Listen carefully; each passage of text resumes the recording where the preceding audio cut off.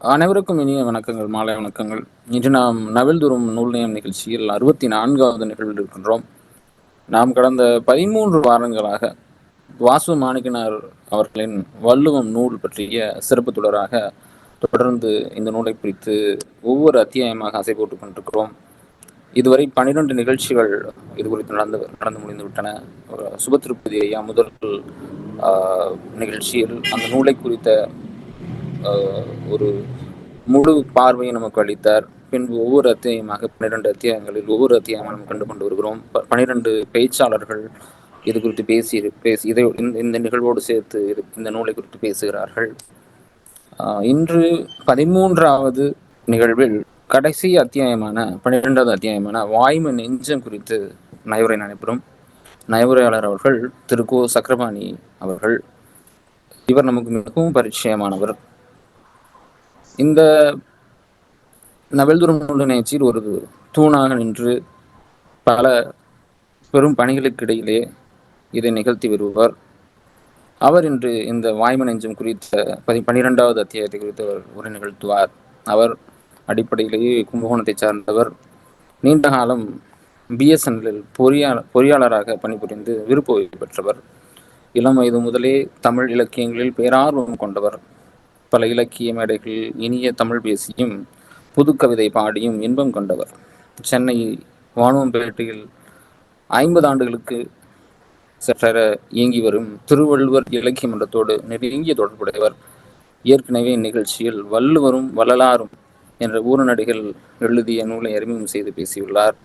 வாரம் ஒருமுறை நடத்தப்படும் இந்த நிகழ்ச்சியில் அவர் ஒருங்கிணைப்பு ஏற்கனவே சொல்லியிருத்துதான் அனைவரையும் அவரை வரவேற்று இந்த நவல்துறும் நூல் நிகழ்ச்சியில் பங்கேற்கின்ற அனைவருக்கும் 3 அமைப்புகளின் சார்பாக வாய்ஸ் ஆஃப் வள்ளுவர், வலைத்தமிழ் மற்றும் கற்க கசடர 3 அமைப்பின் சார்பாக அனைவரையும் வரவேற்று நயவராளரை பேச அழைக்கிறேன். ஐயா வணக்கம், வாருங்கள். அகர முதல எழுத்தெல்லாம் ஆதி பகவான் முதற்றே உலகு. உலகெல்லாம் உணர்ந்து ஓதற்கரிய அருட்பெருங்கடலாம் பரம்பொருளை போற்றி வணங்குகிறேன்.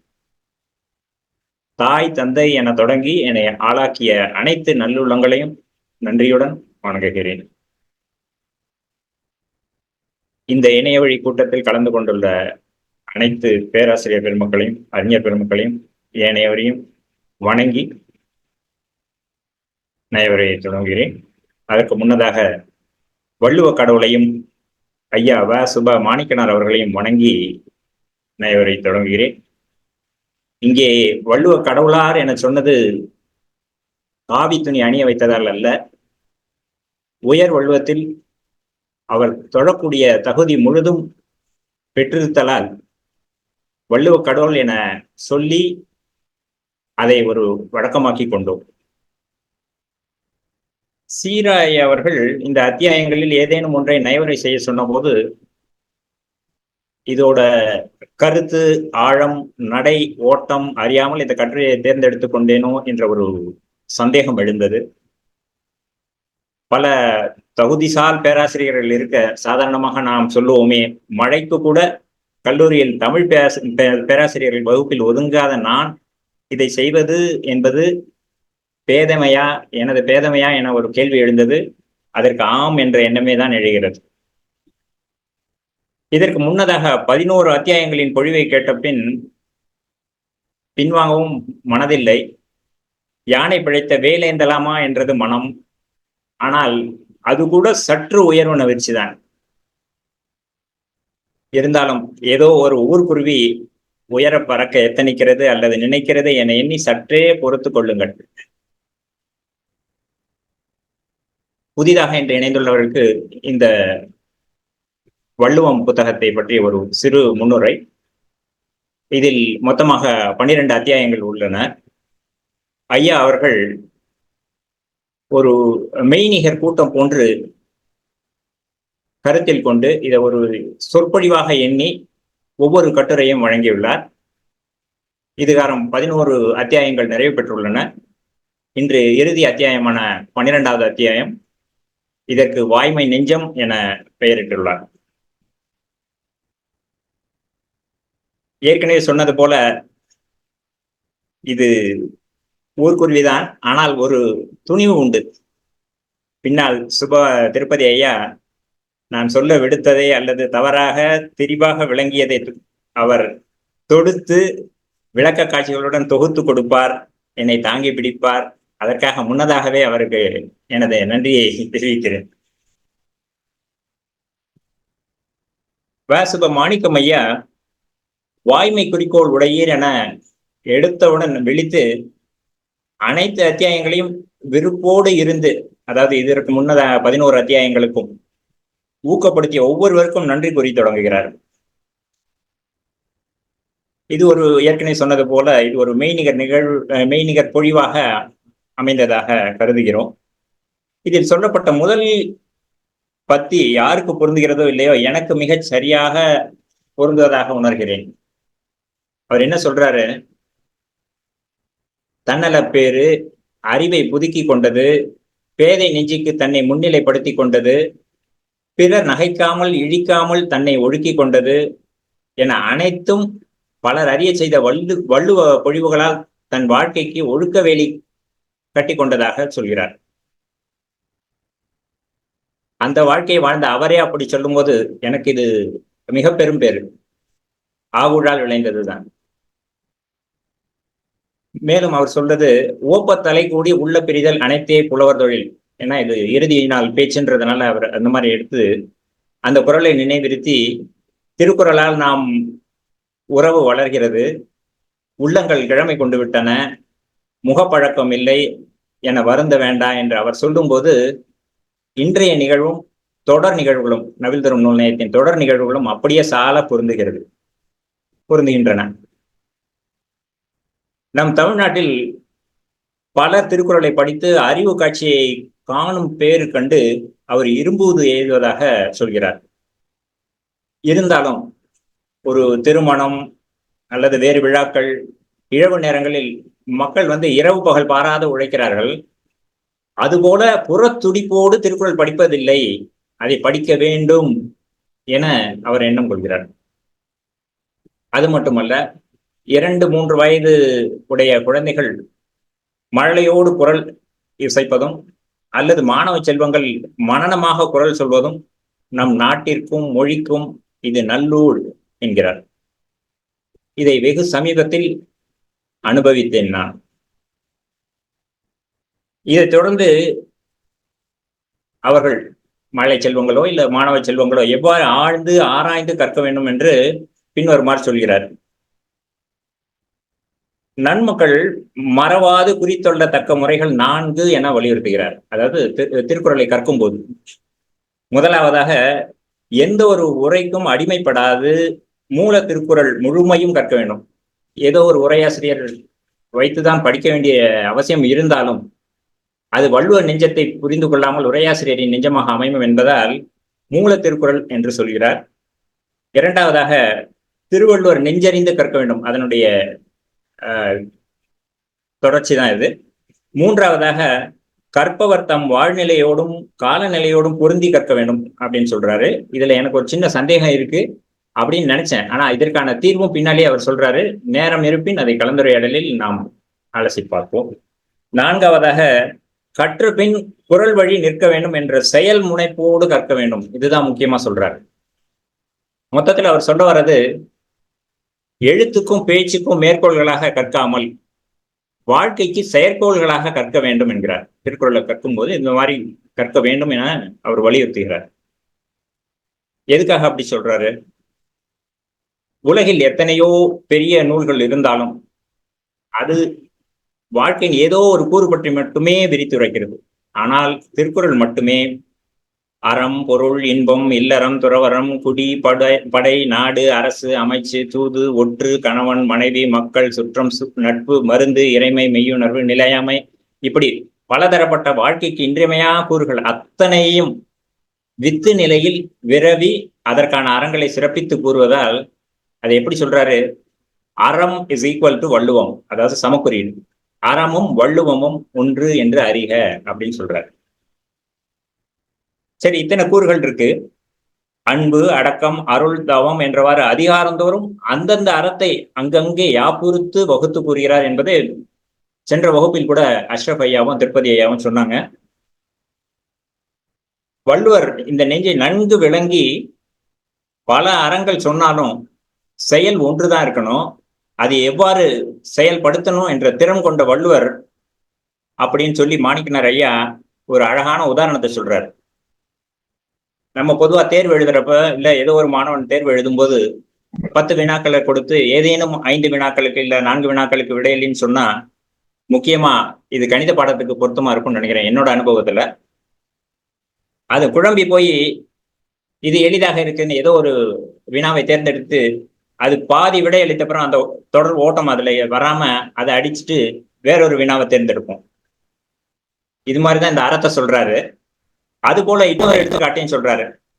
ஒரு திருடனை ஒரு பெரிய ட்ரெஷரி கருவூலத்தில் நுழைஞ்சிட்டான்னா அவனுக்கு எந்த செல்வத்தை முதல்ல எடுக்கிறது எதை விடுறதுன்னு தெரியாது. அது மாதிரிதான் இந்த நிலைமை. இத்தனை அறங்கள் இருக்கும்போது எந்த அறத்தை நம் கடைபிடிப்பது என்பது புரியாது என்பதற்காக இந்த இதை சொல்லிட்டு ரொம்ப வற்புறுத்தி சொல்றாரு. ஒரு அதுக்கான ஒரு சொல்லாடலை சொல்றாரு, விதந்து சுட்டுதல் அப்படின்ட்டு சொல்லி சொல்றாரு. இந்த மாதிரி வாழ்க்கைக்கு ஒரு பல மொழிந்த செயல் ஆசான்னு சொல்றாரு. வள்ளுவரை செயல் ஆசான்னு சொல்றாரு. அத இத்தனை அறங்கள் இருந்தாலும் நம் நெஞ்ச களத்து சட்டென பதியுமாறு ஒரு அறவித்தை அழுத்த, அதாவது விதைக்க விரும்புகிறார் என்றும், கற்பவர் நெஞ்சை துண்ணென தைக்குமாறு தன்னையே சான்றாக வைத்து சொல்கிறார் அப்படின்னு சொல்லி இந்த அதிகாரத்தின் கடைசி குரலான யாமையா கண்டவற்றுள் இல்லை என தோன்றும் வாய்மையின் நல்ல பெற இந்த குரலை தான் முதல்ல எடுத்து கையாளுகிறார். இதை எந்த அடிப்படையில இதை சொல்லியிருப்பாரு அப்படின்றத அப்படியே அடுக்கிட்டே போறாரு. ஒவ்வொரு புள்ளி விவரமா சொல்றாரு. யாம் ஐயா கண்டவற்றுள் இல்லை, இந்த யாம் என்ற சொல்லை இன்னும் 2 இடங்களில் பயன்படுத்துகிறார் வள்ளுவர். அதாவது முதல்வரை முதல் குரலான பெருமவற்றுள் யாம் அறிவதில்லை, அறிவறிந்த மக்கட்பேரல்ல பிற என அந்த அறிவு பிறப்போட தனி பேரு சுட்ட வேண்டி அந்த சொன்னதாகவும், அதே மாதிரி கயமை 108வது அதிகாரத்துல முதல் குரலான மக்களே போல்வர் கயவர் அவரன்ன ஒப்பாரி யாம் கண்டதில் அந்த பிறப்பின் கீழ்நிலையை சொல்றதாக எடுத்து காட்டுறார். இந்த 2 குரலையும் சொல்லி யாம் மெய்யா கண்டவற்றுள் சொல்லப்படுகிற வாய்மைதான் பிறப்பொழுக்கத்தை மேலும் கீழும் என பிரிக்கிறது அப்படின்னு சொல்றாரு. அதாவது நமக்கு வாய்த்த அறிவு கொண்டு பொய்யாது ஒழுகினால் மக்கட்பேறு என்று சொல்வோம், அதையே வஞ்சித்து நடக்கும்போது கயவர் என்று பெயர் பெறுவோம். இதுதான் ஆசானோட நெஞ்சம். அதனால வள்ளுவத்தில் வள்ளுவமாவது, அதாவது அறத்திலே தலைமையானது வாய்மை, அதையே ஒழுகுவோம் அப்படின்னு சொல்றார். இந்த வள்ளுவ நெஞ்சமும் வாய்மை நெஞ்சமும் ஒண்ணுதான் அப்படின்றத, ஏன்னா முதல் அத்தியாயம் பேரு வள்ளுவ நெஞ்சம், இறுதி வாய்மை நெஞ்சம், இது 2மே ஒன்றுதான்றத முதல் அத்தியாயத்தை நினைவுபடுத்தி இதை சொல்றாரு. சரி, பொய்யல் புலவர் இவ்வாறு தற்சான்று, அதாவது தன்னையை சாட்சியா வச்சு ஏன் சொல்றாரு? ஒத்த அறம் வேறொன்றும் இல்லையா? ஏன் அழுத்தமா அதை தர்றாரு? அறங்களுள் முதற் பெருமை ஏன்? அதனால உலகுக்கும் ஒரு தனி ஒருவனுக்கும் பயன் என்ன? இப்படி தனக்குள்ளேயே பல கேள்விகளை கேட்டு ஆராய்ந்து, இன்னும் சொல்ல போனா அதையே கருதுகோள்களாக வைத்து நமக்காக அதை நிறுவி காட்டுகிறார். பொதுவா மக்கட் பிறப்பிற்கான உடைமைகள் 3 இருக்கு. அது நினைவு, அறிவு, சொல் அல்லது மொழி. இதுல நினைவும் அறிவும் அகம் பற்றியது. அதை முதலில் தோன்றிய காதலர்கள் அப்படின்னு சொல்றாரு ஐயா மாணிக்கனார் ஐயா. இவைகளுக்கு பிறர் தொடர்பு வேண்டுவதில்லை. யாரும் இல்லாமையே தனி ஆளா இருந்தாலும் இதை ஆள்கிறோம். மக்கள் கூட்டுறவு இல்லை எனினும் இவைகளை தனி ஒருவரால் ஆளப்படுகின்றன அப்படின்றத சொல்றாரு. ஆனா சொல் என்பது அந்த உடைமை அகம்புறம் 2ம் பற்றியது. நினைவு, அறிவு ஆய காதலர்கள் பெற்றெடுத்த நாகரிக குழவின்றார். அது 2 பெற்றோர், நினைவும் அறிவும் பெற்றோர். அதனால விளைந்த சொல் அதோட குழந்தை அப்படின்னு சொல்றாரு. அதாவது பல நெடுங்காலம் வாழ்ந்து அதற்கு பின் மனமாற்றம், மன பரிமாற்றம், எண்ண பரிமாற்றத்துக்கு தேவைக்காக அது பிறந்ததுதான் மொழி. இந்த பொருள்பட அதை சொல்லியிருப்பார்ன்றது என்னுடைய எண்ணம். அதுபோல பிறரோடு உறவாடுங்கள் அறியப்படுவது நம் எண்ணத்தை மற்றையோர் அறிய ஆளப்படுவதுதான் இந்த சொல். இப்படி நினைவு அறிவுக்கும் சொல்லுக்குமான வித்தியாசத்தை சொல்றாரு. இதுல மொழிதான் நினைவு அறிவு இரண்டையும் வளர்க்கிறது அப்படின்றாரு. அதுக்கு சொல்றது அவரு மழலை பெற்றோர்களை வளர்த்தல். அதாவது குழந்தை வளர்ந்தாதான் தான் வயது தெரிவது என்ற அடிப்படையில் சொல்லியிருப்பாரோ என்னவோ தெரியல. சொல் ஓர் அகப்புற கருவி, மீதி ரெண்டும் அகக்கருவி, இது அகப்புற கருவி அப்படின்றார்.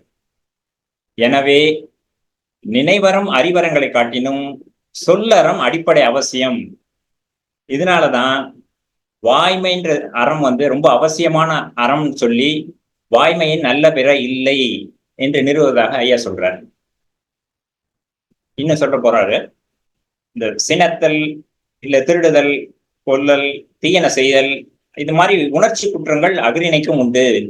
இது உயர்தனையான மனிதனுக்கு மட்டும் இல்ல, அஃறிணைக்கும் உண்டு. ஆனால் சொல் பற்றிய குற்றமோ மனிதனுக்கு மட்டுமே, உயர்தனைக்கு மட்டுமே உண்டு அப்படின்னு சொல்லி சொல்லறங்கள் பற்றிய அதிகாரங்களை ஒரு 7 அதிகாரங்களாக ஐயா சொல்றாரு. இதுல நேரடியாக சொல்லுக்காக சொன்னது 4 அதிகாரங்களாக இருந்தாலும், அதாவது இனியவை குரல், புறங்கூறாமை, பயனில சொல்லாமை, வாய்மை, இது நேரடியாக சொல்லப்பட்டாலும் இந்த சொல்லை பற்றிய இன்னும் சில அதிகாரங்களில் சில குரட்பாக்களில் சொல்கிறார். சொல்வன்மை, அவையறிதல், அவை அஞ்சாமை, மொத்தமாக 7 அதிகாரங்களில் சொல்லுக்கான குரட்பாக்களை ஐயா சொல்வதாக சொல்கிறார். அதுல அடக்கமுடைமை, யாகாவாராயினும் நாகாக்க, அங்கேயும் சொல்லப்பட்டு சொல்றாரு.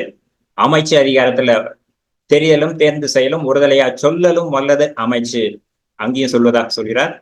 தூதுல தொகைச்சொல்லி தூவாத நீக்கி நகைச்சொல்லி நன்றி பயப்பதான் தூது, அந்த இடமும். அதே மாதிரி குடிமை அதிகாரத்துல நிலத்திற்கிடந்தமை காட்டும் குலத்திற் பிறந்தார் வாய்ச்சொல், இங்கேயும் சொல்ல பத்தி சொல்றதாக சொல்றார். இவ்வாறெல்லாம் சொல்லி தன்னை, அதாவது தன் மனதை ஏய்த்து கொள்ள விரும்பாத வாய்மை பேராளன், அந்த சொல்லாட்சியை பாருங்க, பேராளன் என்று சொல்லாட்சி. வேற எது ஆண்டாலும் அவங்களாம் பேராளன் இல்லை, வாய்மையை ஆளக்கூடியவங்க மட்டும்தான் பேராளன் அப்படின்றத சொல்றாரு. அந்த வாய்மை பேராளன் என்ன செய்ய மாட்டானா, புறங்குறானா, யாரையும் திட்ட மாட்டான், பிறர் இழிவுகளை சொல்லி மகிழவும் மாட்டான். இவை யாவையும் பிழைப்பினும், இதெல்லாம் இந்த குற்றத்தெல்லாம் செஞ்சா கூட பின்னாளில் ஆம் செய்தேன் என தலை குனிந்து ஒப்ப வேண்டும் என பயந்து சொல்லறங்களினால் வரும் பிற அறங்களில் நின்று வழுவாமல் பொய்யாவினைகளை ஆற்றுவான் அப்படின்னு சொல்றாரு. அதே போல உடலுக்கு உறுதி செய்யறதுக்கு பால் மட்டுமே அனைத்து உரங்களையும் தருது. அதுபோல வாய்மை பற்றிய சொல்லறத்தினால் மட்டுமே பிற அறங்கள் பேணப்படும். அதனாலதான் இல்லை அனைத்தொன்றும் வாய்மையின் நல்ல பிற எனவும் எல்லா அறமும் தரும் அப்படின்றத சொல்றாரு. அதாவது 296வது குறள் எடுத்துக்கிறாரு. பொய்யாமை என்ன புகழில்லை, எய்யாமை எல்லா அறமும் தரும், அதையும் சொல்றாரு. அதனால வாய்மைக்கு நிகர் வேறு அறங்கள் இல்லை அப்படின்றத சொல்றாரு. வள்ளுவ ஆசான் வெறுத்து கடிந்த குற்றங்கள் முக்கியமானது வஞ்சகம். மனிதர்கள் பலர் என்ன செய்யறாங்க, அறிவோடு வஞ்சகமும் இணைந்தே வளர்கிறது அப்படின்னு சொல்றாரு. அதாவது சூழ்ச்சி செய்து பிழைத்துக் கொள்பவனையே உலகம் அறிவுடையவன் அப்படின்னு சொல்லுது. அதனையே மனிதன் விரும்புகிறான், தான் அறிவுள்ளவன் நினைக்கிறது தான் உலகம் விரும்புது அப்படின்றத சொல்லி அவங்கள தன்னல அறிவு கொடியர்கள் அப்படின்ற வார்த்தையை உபயோகிக்கிறார். அது நம்பிக்கைக்குரிய இடமெல்லாம் சூழ்ச்சிக்குரியதாக்கி போகிறது. இதுக்கு ஒரு உருவகம் சொல்றாரு.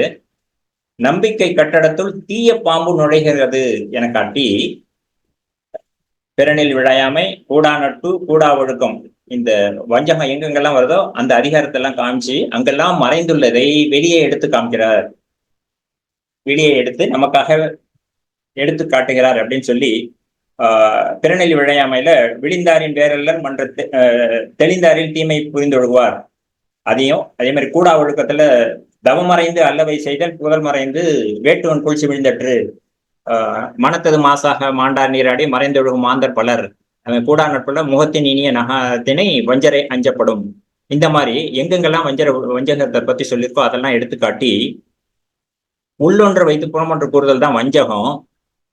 அது நெஞ்சத்தில் ஒன்று இருந்து தான் பிழைத்து கொள்ள நாம பிழைச்சிக்கிறதுக்காக என்ன செய்கிறோம்?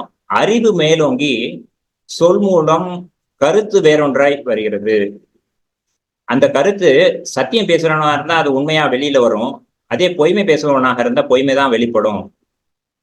அப்படியானால் அந்த மொழி என்பது நெஞ்சூர்தி இல்லை, அது கருத்தூர்தி. அது அறிவு மேலோங்கி இருக்கிறதுனால அது கருத்தூர்தி, நெஞ்சிலேருந்து வர்றதில்லை, அது நெஞ்சூர்தி இல்லை அப்படின்றத சொல்றாரு. நம்ம நார்மலா இங்கிலீஷ்ல ஒரு டேர்ம் சொல்லுவோம், language is vehicle of expression அப்படின்னு சொல்லுவோம். இது not an expression of heart அப்படின்றது தான் இங்க சொல்றாரு. இந்த இயல்பை மக்கள் மறக்க வேண்டும். சொல் என்பது உள்ளம் காட்டும் பதிவு கருவி என்று நம்ப வேண்டும் அப்படின்னு சொல்றாரு. நடைமுறையில இது சாத்தியமான்னு சொன்னா, இப்படி செஞ்சா நமக்கு கிட்டப்படும் பெயர் என்னவோ புன்னகை மன்னன், அதாவது இளித்தவாயன். இதுதான் இருக்கும். வெளுத்ததெல்லாம் பாலுன்னு நினைக்கிறான் அப்படின்றத சொல்லுவாங்க. இந்த நடைமுறையில தினமும் நம்ம நிறைய பேரை சந்திக்கிறோம், நிறைய செய்திகளை கேட்கிறோம், கற்கிறோம். ஒவ்வொரு கருத்தையும் அவரவர் நெஞ்சத்தன்மை அறிந்து ஆராய்ந்து அது உண்மையா பொய்மையா என ஆராய்வது எல்லாருக்கும் உரிய கடினமான ஒன்று அப்படின்றது சொல்றாரு. அதனால என்ன பண்ணலாமா, எல்லாரும் ஒரு நம்பிக்கையில தான் வாடுறோம் அப்படின்னு சொல்லி அது சொல்லிட்டு பின்னாலேயே சொல்றாரு, வள்ளு ஆசானே எப்பொருள் யார் யார் வாய் கேட்பினும் அப்பொருள் மெய்ப்பொருள் காண்பதறின்ற ஒரு பகுத்தறிவு சொன்னா கூட கேள்வி பொருள் நிறைய இருக்கு, அதுல ஒவ்வொன்றத்தையும் ஆராய்ந்து பார்க்கறதுன்றது ரொம்ப கடினம் என்பதால் அதுக்கு பதிலாக சொல் எங்க இருந்து வருதோ அதை தூய்மைப்படுத்த விரும்புகிறாராம். அதாவது கேட்பவனுக்கு அறிவறைவதை காட்டிலும் மொழிபவனுக்கு பொய்யாது சொல் என்பது எளிது நன்று என துணிந்தாராம். இங்க ஒரு அழகான ஓமையை கையாளுறாரு. ஒவ்வொரு வீட்லயும் குழாயில தண்ணீர் பிடிக்கும் போது அந்த தண்ணி சுத்தமா வரணும்னு நினைக்கிறவங்க என்ன பண்ணுவாங்க, நீர் தேக்கத்திலேயோ இல்ல மேல்நிலை தொட்டியிலேயோ அந்த நீரை தூய்மைப்படுத்தி அனுப்புவாங்க அப்படின்றத இங்க சொல்றாரு.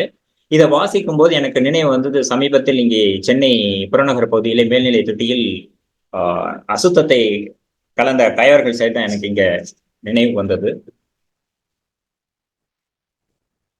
இது மாதிரி நெஞ்சம் என்னும் முதல் நிலத்தை தூய்மை செய்யும் வாய்மை ஒழுக்கத்துக்கு முன் வேறு எந்த அறமும் நில்லாது என்ற தெளிவால் தான் யாமையா கண்டவற்றுள் இல்லை அனைத்தொன்றும் வாய்மையின் நல்ல பெற என அதிகார சொற்களால் அகப்புற அறம் விளம்பினார் அப்படின்னு சொல்றாரு. அதுக்கு அடுத்தது அகந்தூய்மை வாய்மையார் காணப்படும், அதை எடுத்துக்கிறாரு. இதே அவாவின்மையில சொல்றதும் தூய்மை என்பது அவாவின்மை, மற்றது வாய்மை வேண்ட வரும். அதுவும் முதல் பயனா, வாய்மையோட முதல் பயனா அங்க சுட்டி காட்டுறாரு. ஏற்கனவே நெஞ்சூர்தி என சொன்னதை தொடர்ந்து சொல்வான் ஒருவன் தன் உள்ளத்தார் பொய்யாதொழுகின் கேட்கும் உலகத்தார் பலர் உள்ளத்துள் எல்லாம் உளனாவான் என்பது இது வாய்மையினால வர புகழ்னு வள்ளுவர் சொல்றாரு. அதாவது வாய்மை ஒழுக்கத்தால் தான் அந்த புகழ் கிட்டுது அப்படின்றதே சொல்றாரு. முன்னமே சொன்னது போல மக்கள் பிறப்புக்குரிய சொற்கருவியை நினைவு கொண்டு ஆளாது அறிவு கருவி கொண்டு எண்ணத்தையும் மொழியையும் கண்டவாறு அலைகழிக்கிறான் மனிதன். உண்மை பேசுவதில் தனக்கு நன்மை வந்தால் உண்மை பேசுகிறது, உண்மையால் தீமை வந்தாலும் பொய்யினால் நன்மை வருமெனினும் உண்மை நெஞ்சினை அறிவு இடைமறித்து பொய் பேச முற்படுகிறது அப்படின்றது சொல்றாரு. மனதிற்கும் சொல்லிற்கும் இடையே இந்த அறிவு ஒரு வழக்கறிஞன் போல நின்று பொய்யுரை செய்வதை வள்ளுவ ஆசான் விரும்பவில்லை அப்படின்றத சொல்லி மனத்தோடு வாய்மை மொழியின் தவத்தோடு தானம் செய்வாரின் தலை இந்த குரலை எடுத்து காட்டுறாரு. அதுபோல உள்ளத்தார் பொய்யாதொழியின் ஏற்கனவே சொன்னதை இங்கேயும் எடுத்து காட்டுறாரு. ஒழியின் உலகத்தார் உள்ளத்துள் எல்லாம் உளன். இதை சொல்லி மனம் மொழி இரண்டிற்குமான நேரடி தொடர்பு வேண்டுவதுதான் வள்ளுவ நெஞ்சம் அப்படின்றத சொல்றாரு. வெறும்னே சொல்லுன்னு சொன்னா அது வெறும் அறிவு வெளியீடு, அறிவோட வெளிப்பாடு. அதுவே வாய்மைன்னு சொன்னாதான் அது நெஞ்சின் வெளிப்பாடு. இந்த வேற்றுமையை சொல்றாரு. அது ஒவ்வொரு செய்தி ஏற்கனவே சொன்னது போல பலரிடம் பல செய்திகளை கேட்கிறோம், பல தகவல்களை கேட்கிறோம். ஒவ்வொரு தகவலுக்கும் செய்திக்கும் இருவேறு கட்சியினர் இருப்பர். அதாவது ஃபார் அண்ட் எகென்ஸ்ட் இருக்கும் எப்பொழுதுமே அப்படின்றத சொல்லி, அது இந்த தேர்தல் காலத்துக்கு ரொம்ப பொருத்தமா இருக்கும். தமக்கு வேண்டா ஒருவர் உண்மையென ஒப்பினர் என்பதற்காகவே மாற்று கட்சியினர் அதை பொய்யென நிறுவுவார்கள் அப்படின்றத சொல்றாரு. ஒருத்தரோட உள்ளோட்டத்தை நுணுகி அறியும் திறன் புற உலகிற்கு இல்லை. இதனாலதான் கொலையாளிகள், குற்றவாளிகள் வழக்கு மன்றம் ஏறியும் விடுதலை பெறுவதும், குற்றம் செய்யாத மன்றத்திற்கு சென்று தண்டனை பெறும் நிலையும் ஏற்படுது அப்படின்னு சொல்லி நருந்தகையில ஒரு பாட்டை எடுத்து சொல்றாரு. பொய்யுடை ஒருவன் சொல்வன்மையினால் மெய்போலுமே மெய்போலுமே, மெய்யுடை ஒருவன் சொல்ல மாட்டாமையால் பொய் போலுமே பொய் போலுமே அப்படின்றத சொல்றாரு. தான் நெஞ்சறிந்து மெய் என்பதும் அங்ஙனம் அறிந்த செய்தியை மறைப்பதும் மிகுப்பதும் குறைப்பதும் திரிப்பதும் தன் நெஞ்சு அறியாததை புனைந்து படைத்து மொழிவதும் பொய். இதுதான் வள்ளுவ இலக்கணம் அப்படின்றத சொல்றாரு. அதாவது தன்னெஞ்சு அறிவது பொய்யற்க, இதுதான் வாய்மையோட உறைவிடம் அப்படின்றது சொல்றாரு. 293வது குறள்ல வருது. அந்த 3வது வாய்மை அதிகாரத்துல 3வது குறளாக வருது. யாம் மெய்யா கன்றுற்றுள் என்று தற்சான்று நடையில் கூறியதன் நோக்கம் வாய்மை ஒழுக்கமாவது ஊர்ச்சான்று பற்றி நிற்பதென்று. அவங்க சொன்னாங்க அதனால அது சரியா இருக்கும், இவங்க சொன்னாங்க அது சரியா இருக்கும்னு நினைக்காம தன் மனச்சான்று பற்றியது என்ன அறிவுறுத்துவதற்கு அவர் எண்ணுகிறார். அதுபோல யார் எப்படி கூறினாலும் அவங்க சொல்றதுக்காக பயந்து வழிமொழியாந்து மனச்சான்றை கொன்று விடாமல் உள்ளத்தால் பொய்யாத ஒழுகும் வலிமை வாய்ந்தவனே வாழ்ந்தாலும் செத்தாலும் உலகத்தார் உள்ளத்தில் உள்ளவன் ஆவான் என்பது வள்ளுவ குறிப்பு அப்படின்றதையும் இங்க ஆசான் நமக்கு எடுத்து காமிக்கிறாரு. அதாவது தன்னெஞ்சு அறிவது பொய்யே இருக்க என்பதில் சொல்லிட்டு மற்றொரு குறிப்பு இதிலே சொல்றார். மனசுதான் வாய்மைக்கு பிறப்பிடம், அறிவு அல்ல. மன தூய்மை நிலைபொருள், அழியாது, மறையாது, மாறாது. அதுவே அறிவு அரிதோறும் அறியாமை கன்றற்றால். அந்த குறளை இங்க எடுத்துக்காட்டி அது வளர்ச்சி பொருள், அழியக்கூடியது, மாறக்கூடியது. அறிவுன்றது இன்னைக்கு பேசும், நாளைக்கு கூட இன்னொரு வேற மாதிரி பேசும் அப்படின்றது சொல்றாரு. முழு தூய்மை பெற முடியுமானால் அந்த முழு அறிவு உடையராதல் இயலாது. அதே முழு தூய்மை உடைய மன தூய்மை அடைய முடியும், ஆனா முழு அறிவு அடைவது என்பது கடினம் அப்படின்றத சொல்லி மன தூய்மைக்கு அறிவு துணையாக மட்டும்தான் இருக்கும், அது பிறப்பிடம் ஆகாது. அதுவே மாறாக வாய்மை அறிவின் நல் வளர்ச்சிக்கு பிறப்பிடமாக இருக்கும் அப்படின்றத சொல்றாரு. இது சொல்லிட்டு உள்ளொளியிலிருந்து பிறக்கும் வாய்மை அறியா இருளை ஓட்ட வல்லது என்பதால் சான்றோருக்கு பொய்யா விளக்கே விளக்கு அப்படின்னு சொல்றத அந்த 209வது குறள் வாய்மை அதிகாரத்துல 9வது குறளை எடுத்து சொல்றாரு. மேல அரசு பத்தி வராது. அரசு எத்தனை சட்டங்களை போட்டாலும் சட்டங்கள் மட்டுமே நாட்டை தூக்கி நிற்பதில்லை. அந்த சட்டங்களை ஒழுகும் நாணயமான மக்கள் பலர் இருப்பதால் மட்டுமே நாடும் உலகும் நிலை பெற்றிருப்பதாக சொல்கிறார். உலகம் எல்லாமே நம்ம கிட்டே இந்த நாணயமா நடந்துக்கணும்னு நினைக்கிறோமே தவிர தான் உலகத்துக்கு நாணயமா நினைக்கணும்ன்றத எதிர்பார்க்கறத மறந்துடுறோம் அப்படின்றத சொல்லி பொய்ன்றது என்னன்னா உலக நாணய பெருமரத்தின் ஆணி வேரை அறுக்கும் கத்தி அல்லது கூர்வாள் அப்படின்றத சொல்றாரு. பொய் சொல்றப்ப ஒவ்வொரு தரையும் பொய் சொல்றப்பெல்லாம் அவ்வேரினை அறுப்பதாக அந்த கத்தி அந்த வேரினை அறுப்பதாக சொல்கிறார். அதே நேரத்துல வாய்மை பேர் உழவன் சொல்றாரு. அந்த சொல்லாடலை கவனிக்கணும். வாய்மை பேர் உழவன், அவன் நாணய பேருக்கு உரம் ஊட்டுகிறான், நீர் ஊற்றுகிறான், உலக தனி மரத்தை காக்கின்றான். இந்த ஒரே ஒரு அறத்தினால் உலகத்தையே காப்பதனால்தான் அறம்பிற செய்யாமை செய்யாமை நன்று. 7வது குறள்ல வர்றத பொய்யாமை பொய்யாமை ஆற்றி அறம்பிற செய்யாமை செய்யாமை நன்று அதை எடுத்து சொல்லி அதுக்காக அதை நெஞ்சார பாராட்டுறாராம். இது மட்டும் இல்ல, இன்னொன்று அவரோட உட்டிடை, அதாவது அவர் உள்ளத்தில் இருக்கிற எண்ணம் என்னன்னா இந்த ஒரு அறத்தை செய்பவன் மற்ற அனைத்து அறங்களையும் செய்வான் என்பதற்காகவே செய்யாமை செய்யாமை நன்று அப்படின்னு சொன்னதா சொல்றாரு. இப்படி நினைவு சொல், அதாவது ஏற்கனவே சொன்ன மாதிரி அறிவை முன்னெழ செய்யாமல் அகம்புறம் என்ற இரு நாணயத்தையும் ஒருங்கோடு வளர்த்து கொள்ளும் தனியாற்றல் பொய்யில் சொல்லுக்கு இல்லாமல், அதாவது வாய்மைக்கு இல்லாமல் வேற எந்த அறத்திற்கும் வாய்க்காது என்பதால் யாமையா கண்டோற்றில் இல்லை அனைத்தொன்றும் வாய்மை நல்லவரன் இங்க திருப்பி இன்னொரு தடவை நிறுவி காட்டுறார். இதுக்கு ஒரு ஒப்புமை சொல்றார். அதாவது ஒரு கருவுற்ற பெண் என்ன பண்ணும், நல்லா சாப்பிடணும். ஆனா எது சாப்பிட்டாலும் குழந்தைக்காக எது நல்லது எது கெட்டது அப்படின்றத பார்த்து பார்த்து சாப்பிடணும். ரெண்டுத்தையும் ஒருங்கே பார்க்கணும். அகத்தையும் புறத்தையும் ஒருங்கே பார்க்கணுன்றதுக்காக இந்த உவமையை சொல்றாரு. திருப்பி இந்த தேர்தல் காலத்துக்கே வருவோம். இது பத்தி ஏற்கனவே திருப்பதி ஐயா அவங்க வள்ளுவ அரசு அத்தியாயம் பற்றி சொல்லும்போது சொன்னாரு, பின்னால் வரும் என்று சொன்னாரு. அதாவது சமீப காலமாக அதிகம் நிகழ்கிறது இந்த பொது மேடையில் என்ன, முக்கியமா அரசியலாளர்கள் ஏதோ ஒன்றை பேசிவிட அதில் உள்ள உண்மை தெரியாமல் அவரவர்கள் முக்கியமாக செய்தித்தாள்கள் வணிக லாப நோக்கு அல்லது தன் கொள்கை என்ற அளவிலோ இந்த செய்திகளை திரித்து வெளியிட்டலும், தேவையான கருத்தை மட்டும் எடுத்து கையாளலும், அதில் தத்தம் எண்ணத்தை புகுத்துதலும் ஆகிய கொடுங்கோன்மைகள் நடந்தேறுகிறது அப்படின்றது மாணிக்கனார் ஐயா அவர் காலத்துல சொல்றார். அப்ப இது இந்த காலத்துல எப்படி வளர்ந்திருக்குன்றதுக்கு இது கொள்கைக்காக மட்டும் இல்ல, ஒரு தனி மனித வாழ்க்கையை ஒரு எதிரியை போல பாக்குறதும் இன்று வளர்ந்து இருக்கிறது. அதனால தினமும் நீதிமன்றங்களுக்கு போய் பணிச்சுமை அதிகரித்தது தான் மிச்சமாகி உள்ளது. இப்ப சமீபத்துல உச்ச நீதிமன்றம் பிறப்பித்த ஆணையம் தெரியும். மதம் நாடுன்ற பிரிவினை தோன்றும் பேச்சுக்கள் கூடாது என்ற ஒரு ஆணை பிறப்பித்ததும் இதை தொடர்ந்துதான். ஐயா என்ன சொல்ல வர்றாரு, நெஞ்சறிய பொய்யா வாய்மை பெருமகன் தான் உலக தொண்டன் என பாராட்டி இந்த வாய்மை நெஞ்சே சொல்லாக வேண்டும், எழுத்தாக வேண்டும், வினைத்துறை அதாவது செயலாக வேண்டும் என விரும்பினாராம். ஆனா இன்றைய நிலையை கண்டு அவர் ரொம்ப நம்ம சொன்னதெல்லாம் வீண்டானோ என கூட தோணலான்னு எனக்கு தோணுது. வாய்மையினால் வரும் நன்மைகள் நலங்கள் இவ்வளவு என்று அளக்க முடியாது. அது மட்டுமல்ல, வாய்மை ஒழுக்கம் மக்களாய் பிறந்த ஒவ்வொருக்கும் இன்றியமையாது என்பதால் குறளாசான் இறைநெறியை பொய்திய ஒழுக்க நெறி என காட்டியதாக ஐயா வரைகிறார்.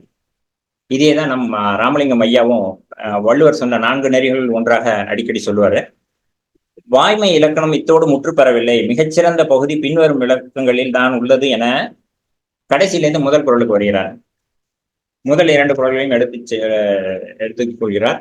வாய்மை எனப்படுவது யாதனின் யாதொன்றும் தீமை இல்லாத சொல்லல், அது முதல் குறள். அடுத்தது பொய்மையும் வாய்மை எடுத்த புரைதீர்ந்த நன்மை பயக்கும் எனின் அடுத்த குறள். இதுல அவர் சொல்ல வர வள்ளுவ நெஞ்சம் அல்லது வாய்மை நெஞ்சம் என்னன்றத தொடர்ந்து பார்ப்போம். இந்த நட்புறவு பற்றி வள்ளுவர் சொல்லும் போது நட்பு, பகை, நொதுமல் என 3 விதமாக சொல்வார். எனக்கு தெரிந்தவரை இந்த வள்ளுவத்தை படித்த நெஞ்சங்களுக்கு மட்டுமே இந்த நொதுமல் என்ற சொல் தெரிந்திருக்கும். இந்த சொல் தெரியாம இருந்திருக்கும். இதோட தன்மை எல்லாருமே அறிந்திருப்பார்கள். நொதுமல் என்பது நட்பும் இல்லாம பகையும் இல்லாம இடைப்பட்ட ஒன்றுதான் நொதுமல். இந்த 3லுமே அனைவருக்குமே நெருக்கம் என்ற உறவு அடிப்படையிலே எண்ணிறந்த ஏற்றத்தாழ்வுகள் மேல கீழே அந்த டிகிரி ஆர் பர்சன்டேஜ் டிஃபர் ஆகலாம் அப்படின்றத சொல்லி 2 பேர் சேர்ந்து உரையாடும் போது 3ஆமவர் தன்னை பற்றி நிகழ்ந்த உரையாடல் யாது என வினவுவது தினசரி வாழ்க்கையில் இயல்பான ஒன்று. இந்த இடத்தில் நம்பிக்கைக்கும் கயமைக்கும் இடையிலான தன்மையை பற்றி ஆராய்கிறார். நம்மை பற்றி ஒருவர் சில மறைபொருள்களை அதாவது ரகசியங்களை சொல்லி வைக்கிறார். அதை பலர் அறிய சொல்வது எப்படி கயமையோ, சில நேரங்களில் அப்படியே ஏனையோருக்கு சொல்வதும் கயமைதான் அப்படின்றத சொல்லி, சொன்னதை அப்படியே சொல்வது நிகழ்ந்து கூறும் உண்மை எனினும் அந்த சொல், காலம், இடம், ஆள், சொல்பவர் மொழி, சொல்லும் தன்மை இதை பொறுத்து பொருள் தெரிவுபட வாய்ப்பு உள்ளது. வாய்மையின் முதல் இலக்கணமாக சொல்லியவன் நெஞ்ச கருத்து மாறாதவாறு அந்த கருத்துக்களை பிறருக்கு காட்டுவது என்று சொன்னார். அதுக்கும் உருவகப்படுத்துறது ஒன்று சொல்றாரு, வேர்கெடாதவாறு நாற்றை பறித்து நடுவது போல என்று சொல்றாரு. தன் நெஞ்ச மறைப்பது போல பிறர் நெஞ்சை மறைப்பதும் பொய் தான் அப்படின்றத சொல்லிட்டு, வாய்மைன்றது இதழ் விதித்து சொல்லும் வாய் சொல் இல்லை. ஏற்கனவே நெஞ்சுறுதி, கருத்துறுதி இது மாதிரி எல்லாம் சொல்லிட்டு இங்க சொல்றது இதழ் விதித்து சொல்லும் வாய் சொல் இல்லை, மனங்கலந்து சொல்லும் அகச்சொல் அப்படின்னு சொல்றாரு. எந்த ஒரு நிகழ்ச்சி நடந்தாலும் சரி, எந்த ஒரு சொற்களாக இருந்தாலும் அதோட உட்பண்பு அழியாதபடி அதை வெளிப்படுத்துதல் வேண்டும் என்ற கருத்தால் யாதொன்றும் தீமை இல்லாத சொல்லல் அப்படின்னு சொன்னதா சொல்றாரு. இதற்கு இன்னொரு குறிப்பும் சொல்றாரு, தனக்கு நன்மை வருமனின் பொய் சொல்வதும் பகைவனுக்கு தீது வருமனின் உண்மை சொல்வதும் மேலானது அன்று. அங்க நோக்கம் வஞ்சனைக்கு ஈடாக இருப்பதால் இதை தடுக்க நினைத்து தீமையில்லாத சொல்லுதலே வாய்மை அப்படின்னு சொன்னதா சொல்றாரு. தன் நெஞ்சு அறிந்தவற்றுள் பிறர்க்கு கேடில்லா மொழியே வள்ளுவ வாய்மை என்கிறார்.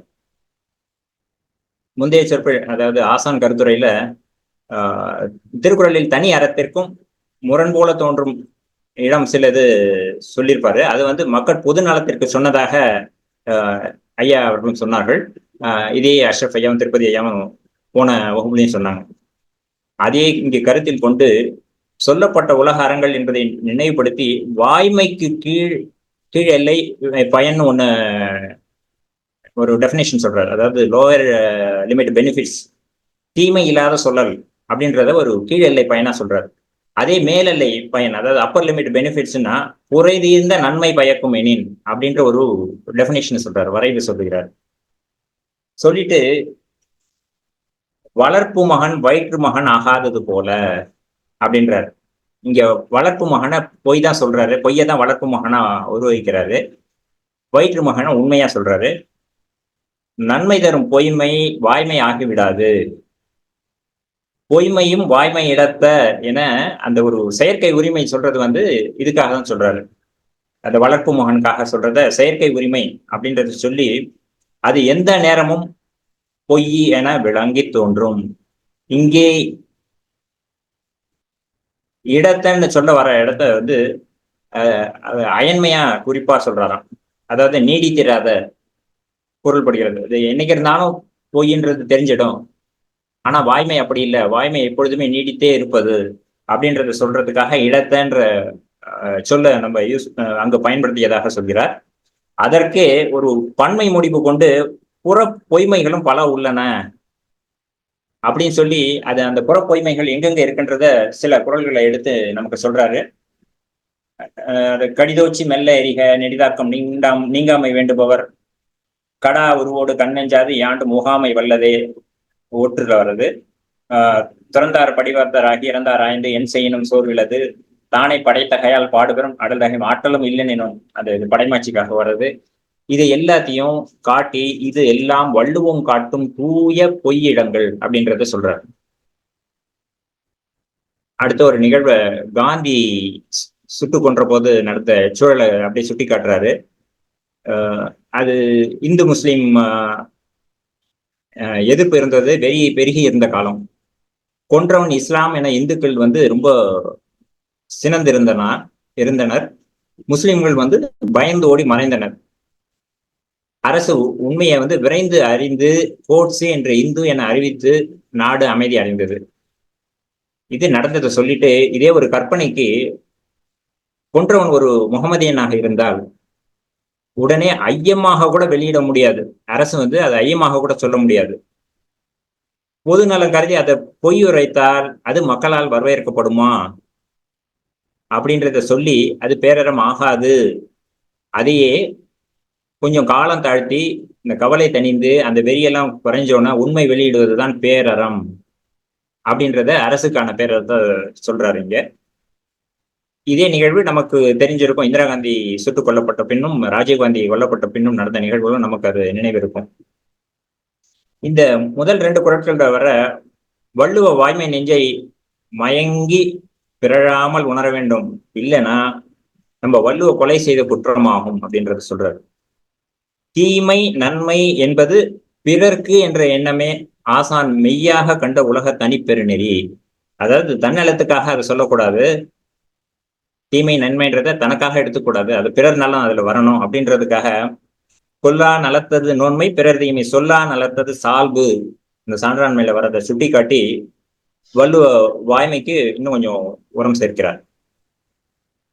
ஒருவன் தனக்கு ஆக்கம் கெடினும் அழிவு வரினும் கலங்கா திண்மையால் ஒழுக்கம் காக்க வேண்டும் என்பது அதுதான் வள்ளுவம். அதை சொல்லி உயிர் நீப்பர் மானம் வரின் மானத்துல வர அந்த குறளை சொல்றாரு. தன்னுயிர் நீப்பினும் செய்யற்க புறங்கூறி பொய்த்துயிர் வாழ்தலின் புறங்கராமையில வருது.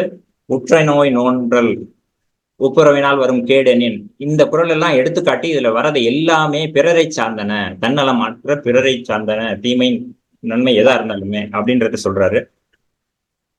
அதுக்கடுத்தது கொல்லாமைக்கு வராரு. ஒன்றாக நல்லது கொல்லாமை மற்றதன் பின்சார பொய்யாமை நன்று. இந்த கொல்லாமையிலையும் பொய்யாமையை பத்தி சொல்லி கொல்லாமை பொய்யாமை இரண்டிற்குமான அந்த தொடர்பை சொல்ல வர்றார்.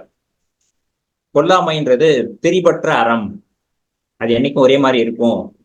பொய்யாமை, அதாவது வாய்மை மெய்யும் பொய்யும் ஆகிய திரிபுடையது. ஏற்கனவே சொன்ன மாதிரி பொய்மையும் வாய்மை இடத்த புரையதுன்னு சொல்றோம்ல, அதனால ரெண்டுமே வரும், திரிபும் ஆகும் அப்படின்றதுக்காக சொல்லி இதன் மூலம் கொல்லாமைக்கு முதலிடம் அளிக்கிறார்.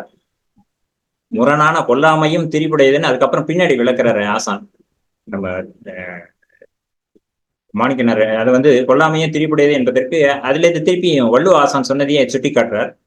கொலையில் கொடியாரை வேந்தெடுத்தல் பைங்குள் கலை கட்டதனோட நேர் அப்படின்னு சொல்றோம்ல, அங்கேயும் கொலை திரிபுடையது, கொல்லாமை திரிபு அடைகிறது அப்படின்றத சொல்லி காமிச்சுக்கிறாரு. அது குறைதீர்ந்த நன்மை பயக்கும் காலை பொய் வாய்மை ஆவது போல ஒருத்தல் என்ற முறையிலே கொலையும் கொல்லா அறத்துடையதாகிறது அப்படின்றத ஆசான் எடுத்து காமிக்கிறாரு. இதுக்கு சிலப்பதிகாரத்தில் நடந்த நிகழ்வையே எடுத்துக்காட்டா சொல்றாரு. குறைதீர்ந்த நன்மை என்பது பிற உயிர் கொல்லாமை. கொலை வரும் எனின் நிகழ்ந்த வாய்மையையும் விட்டொழிக்க, நிகழாத பொய்மையையும் பற்றி கொள்க அப்படின்றதுதான் வள்ளுவரோட சொன்ன அந்த நூலறம் இல்லாம வாழ்வரம் சொல்லியிருக்காரு. அதுதான் வள்ளுவ நெஞ்சம் அப்படின்றது இதனால தெளிவாகிறது அப்படின்றத நமக்கு மாணிக்கனார் ஐயா எடுத்துக்காட்டுறாரு. கொலைக்கு தண்டனை என்ற முறையில் தன் உயிர் மீது அச்சம் இருப்பதால் கொல்லாமை என்னும் அறம் அனைவரிடம் இயல்பாய் அமைந்து விட்டது. கொலையாளி என்ற பட்டமோ இல்ல கொலைக்காக நீதிமன்றம் சென்று அதுக்காக தண்டனை அனுபவிக்கணுமே என்ற ஒரு பயம் இருக்கிறதுனால அந்த குற்றத்தை யாரும் இயல்பாக கொள்வதில்லை. அதுவே பொய் குற்றம்னு வரப்ப இதை யாரும், இந்த பொய்யாளன் அப்படின்றதுக்காக யாரும் வழக்கு தொடுப்பதும் இல்லை, நீதிமன்றத்துக்கு போவதில்லை. அதனால பெரிய பழியும் இல்லை, அதுக்காக வெட்கப்படுகிற எண்ணமும் இல்லை. இது இப்ப உலக வழக்கு ஆகிவிட்டது அப்படின்னு சொல்லி ரொம்ப வருத்தப்படுறார். இது ஏறக்குறைய இந்த காலத்துல கையூட்டுக்கும் ஊழலுக்கும் இதே வகையில அது இயல்பாகி விட்டது. இது நம்முடைய போகூழ்னு சொல்றான்னாக்கா அதுவும் அது மாதிரி சொல்றது அறிவீனன்றத பின்னால் சொல்றாரு. எல்லாத்துக்கும் வெறும் போகூழ்னு எல்லாம் சொல்லக்கூடாது அப்படின்றதையும் பின்னாடி சொல்றாரு. அதுக்கப்புறம் 3வது குறள் எடுத்துக்கிறார். தன்னெஞ்சு அறிவது பொய்யற்க, பொய்த்தப்பின் தன்னெஞ்சே தன்னை சுடும். இதை எடுத்து இது என்ன சொல்றாரு, சாதாரணமா சமையல்காரர்களுக்கு சூடான பாத்திரத்தை அடிக்கடி எடுத்து எடுத்து அவங்களுக்கு கைகள்லாம் காய்ந்து போயிருக்கும், அந்த இடம் சூடு உணர்ச்சியே அற்று இருக்கும், அது அந்த கண்ணி போயிருக்கும்னு சொல்லுவோம்ல, அதை சொல்லி காமிச்சு அது போல பொய்ய சொல்லி சொல்லி நம்ம நெஞ்சமும் காய்த்து கன்றி உணர்ச்சி மறையாயிற்று அப்படின்றத சொல்லி அது இது பொய் சொல்ல நாணுவதும் இல்லை, அந்த சுடப்போகிறது பொய் சொல்லதே அப்படின்றதையே அறமாக்கிக்கிட்டோம் அப்படின்னு சொல்லி ரொம்ப வருத்தப்படுறாரு. வாய்மை பெருமையை உணர வேண்டியும், சூட்டுணர்ச்சி அதாவது நாணுதல் போற்றல் வேண்டியும், பொய்யா வாழ்க்கை ஒழுக வேண்டியும், யாமையா கண்டவற்றுள் இல்லை அனைத்தொன்றும் வாய்மை நல்ல பெற அப்படின்னு தச்சான்று முறையில சொன்னதா வள்ளுவர் யாப்புறுத்தி சொன்னாரு அப்படின்ற ஒரு முடிவுக்கு ஐயா வராங்க. நம்மையும் அதையே துணிக அப்படின்ற கட்டளை எடுக்கிறார். வள்ளுவர் சொல்லும் நல்லறங்களான அன்பு, அருள், செய்நன்றி, ஈகை, அடக்கம் இது எல்லாமே நம்மகிட்டையும் இருக்கு. அது போல மற்ற குற்றங்கள் புறங்கூறல், பயனில சொல்லல், சினத்தல், வெகுதல், பொய்தல் போன்ற குற்றங்களும் இருக்கு. இதனால ஒருத்தர் முழு தீயரோ இல்ல முழுமையாக நல்லவர் என்று யாரையுமே சொல்ல முடியல, நம்மையும் அதை சொல்ல அனுமதிக்கிறது இல்லை. நம்ம நல்லறத்தின் வித்தெல்லாம் நம் நெஞ்ச களத்தில் உள்ளன, அவை என்றும் நிலையாக காணும், அது அப்படி தொடர்ச்சியா இருக்கிறது இல்லை அப்படின்றத சொல்றாரு. நமக்கு வேண்டுவதெல்லாம் இடையறா நற்செயல், அததான் ஒழுக்கம் விழுப்பம் தரலான் ஒழுக்கம் உயிரினும் ஓம்பப்படும் அங்க சொல்றாரு. இதை சுட்டி காட்டி அப்படியே அவர் சொற்களை அப்படியே நான் படிக்கிறேன். வாழ்வுக்கு இடையறவுப்படா உயிர்நிலை ஒப்ப அற்றற்று போகா நீடிய ஒழுக்க நிலை அவசியமான ஒன்று அப்படின்றத சொல்றாரு. இது போலதான் உயர்வள்ளுவம் வகுப்புலையும் கம்பவாரதி ஐயா அடிக்கடி சொல்லுவாரு, முதலில் நல்ல அறங்களை பழக்கி கொள்ள வேண்டும், பின்னால் அதுவே வழக்கமாக வேண்டும், அதை தான் நல்ல பழக்க வழக்கங்கள் என்று சொல்கிறோம். அது மட்டுமல்ல, கடைசி வரைக்கும் அந்த வழக்க பிடிப்பு, அதாவது அது நிலைக்க வேண்டும், அதுதான் கடைபிடிப்பது அப்படின்னு அடிக்கடி சொல்லுவார். ஜெயராஜ் ஐயா அடிக்கடி சொல்லுவாங்க. அடுத்து ஊழ் பற்றிய விளக்கங்களே போன ஆசான் கருத்துரையிலையும் சொன்னாலும் இங்கேயும் அதை சுட்டி காட்டுறாரு. அதை எப்படி சொல்றாருன்னா, ஏற்கனவே சொன்ன அதை பற்றி ஏதோ ஒரு குற்றம் இழைத்து விட்டு அது அவனுடைய போகூழ், அது பிறருக்காகவும் இருக்கலாம், இல்லை தனக்காக கூட இருக்கலாம், தன்னிலைப்படுத்தியும் தான் அதை சொல்றாரு. அந்த போகூழ்னால விளைந்தது அப்படின்ற சொல்ற வழக்கம் நமக்குள்ள இருக்கு. அது ஒரு ஏமாற்றுரை. அது செல்வத்துக்கு வேண்டுமானால் அப்படி சொல்லிவிட்டு போங்கள், அது ஒரு அறிவுக்கும் ஊழுக்கும் நேரடி தொடர்பு இல்லை அப்படின்றத சொல்லி, அகமுடையவன் உரமின்றி ஊக்கமின்றி அறிவின்றி ஊழுக்கு வழிமொழிந்து ஒழுக்கக்கேட்டிற்கு வளைந்து கொடாமல் பரிந்தோம்பி காக்க ஒழுக்கம் என்று தன்னுரிமை காப்பு வேண்டுவர். இததான் ஊழல் பற்றி மேலே சொன்னதை இடமாக சுற்றினேன். அதை ஏற்கனவே சொன்னல, அதுக்காக அதை போகுன்னு சொல்லக்கூடாது, அப்படி அது ஒரு அறிவீனம்னு சொன்னதா சொன்னல, அது இதற்காகத்தான். இதை சொல்லி எற்றென்று இறங்க செய்யற்க செய்வானேல் மற்றென்ன செய்யாமை நன்று, இந்த வினை தூய்மையை சொல்லி இது எப்படி இருந்தோம், இது வரைக்கும் எப்படி இருந்தோன்றது பரவாயில்ல, அதுக்காக வருந்தவும் வேண்டாம் அப்படின்னு சொல்லி, அறிவு பயிற்சியினால் வரும், பயிற்சிக்கு கொஞ்சம் காலம் தேவை. ஆனால் திண்ணிய நெஞ்சம், திண்ணிய எண்ணம் அதை உடனே உடைமையாக்க கூடியது ஒன்று. இன்று முதல் எதற்கும் பொய்யேன் என்று நெஞ்சுள் ஆழ பதிப்போம். அந்த எண்ணத்தால் நீடிய ஒழுக்கம் உரியதாகட்டும், அது எளிது அரிய விழுப்பம் தருவது என்று சொல்லி முடிவுரைக்கு வருகிறார். வாழ்க்கை தோழர்களே அப்படிதான் சொல்லி திருப்பி இன்னொரு தடவை விழிக்கிறார். அதை அப்படி சொல்லி அவர் நடையிலே அவர் என்ன சொல்லியிருக்காருன்றதை படிக்கிறேன். வாய்மை, தூய்மை, சால்பு போன்ற நல்லவை நம்மிடம் உண்டு. அவை வேண்டும் என்ற எண்ணமும் நம்மிடம் உண்டு. உள்ளத்தால் உள்ளிய எந்த சிறு பெருஞ்செயலையும் திரும்ப திரும்ப எண்ணும் எண்ணம் உரைப்பு இல்லை. விரும்பிய ஒரு குணத்தை தேர்ந்தெடுத்து கொண்டு அதை பல காலம் பயிலும் பழகும் செயற்கோள் இல்லை. கோலற்ற, செயலற்ற, முறையற்ற வாழ்க்கையை தள்ளி கொண்டு போகாமல் வினை திட்பத்தோடு மன திட்பத்தோடு வள்ளுவத்தை நினைக்க சொல்லி நம்மிடம் வேண்டுகிறார். இதுகாரம் எனக்கு விளங்கிய வகையிலே ஐயாவின் வாய்மை நெஞ்சை எடுத்துரைத்தேன். பொறுமை காத்த அனைத்து உள்ளங்களுக்கு மிக்க நன்றிகள். ஐயாவின் வரிகளையே கூறி அமைகிறேன். வள்ளுவ அடிப்படைகள் எல்லாம் அறிந்தீர்கள், அறிந்தோம். மன தூய்மை, அயரா முயற்சி, அறிவாட்சி, பொய்யா வாய்மை, எண்ண திண்ணம், குறிக்கோள் வாழ்க்கை, இடையரா ஒழுக்கச் செயல் என்று பல வள்ளுவங்களை, அதாவது அறங்களை தெளிந்தீர்கள், தெளிந்தோம். கற்றபின் நிற்க என்ற உலகத் தமிழ் ஆசான் நெஞ்சம் நம் நெஞ்சமாகுக. புகழ்ந்தவை போற்றி செயல் வேண்டும் என்ற மக்கட் பெருமானான் நெஞ்சம் நம் நெஞ்சமாகுக. துளங்காது தூக்கங்கடிந்து செயல் என்ற திருவள்ளுவன் நெஞ்சம் நம் நெஞ்சமாகுக. இதை சொல்லி நிறைவு செய்கிறேன். நன்றி, வணக்கம். நன்றி ஐயா, நன்றி, மிக்க நன்றி. மிகச் சிறப்பான உரையாக அமைந்திருந்தது. ஒரு ஆழமான தலைப்பு. வள்ளுவரின் நெஞ்சத்தையே, அவருடைய வாய்மை நெஞ்சத்தையே படம் பிடித்து காட்ட வேண்டிய ஒரு தலைப்பை பேராசிரியர் அவர்கள் மிகச் சிறப்பாக சொல்லி இருக்கிறார். அதை எங்களுக்கு எளிமைப்படுத்தி மிகச் சிறப்பாக சொன்னீர்கள். வாய்மை குறித்த ஒரு 360 டிகிரி பார்வை என்று சொல்லலாம். அப்படித்தான் நான் பார்க்க முடிந்தது. என்னால ஒரு 360 டிகிரிஸ் பார்த்த மாதிரி தான் இருந்தது. எல்லா தரப்புல இருந்து சுத்தி வந்து காமிச்சிருந்தீங்க. ஊர் சான்று, மனச்சான்று, மன தூய்மை, வாய்மை, பேருழவன், இந்த மாதிரி வார்த்தைகள் எல்லாம் காதல விழுந்துகிட்டே இருந்தது. ஊழ் அறிவு, தொடர்பின்மை ஒரு மிக முக்கியமான ஒரு கருத்தா நான் இதுல பாக்குறேன். ஊழ் அறிவு தொடர்பின்மை ரொம்ப ஒரு முக்கியமான கருத்தா பாக்குறேன். மிக சிறப்பாக இருந்தது. நன்றி ஐயா, நன்றி. அடுத்தது டாக்டர் சுப திருப்பதி ஐயா நமக்காக சுவிட்சர்லாந்துல இருந்து இப்போது இணைந்திருக்கிறார். முதலில் ஐயா ரொம்ப அருமையாக தன் நெஞ்சோடு வள்ளுவரையும் மாணிக்கனாரையும் கலந்து சக்கரபாணி ஐயா ரொம்ப அழகா சொல்லிட்டாங்க. இதுல நான் தாங்கி பிடிப்பதெல்லாம் கிடையாது.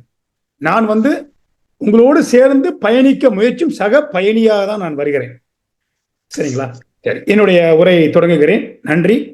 இந்த 12 வாரமும் எனக்கு பெரிய வாய்ப்பு கொடுத்தீங்க எல்லாருமே, அதுக்கு முதல்ல நன்றி.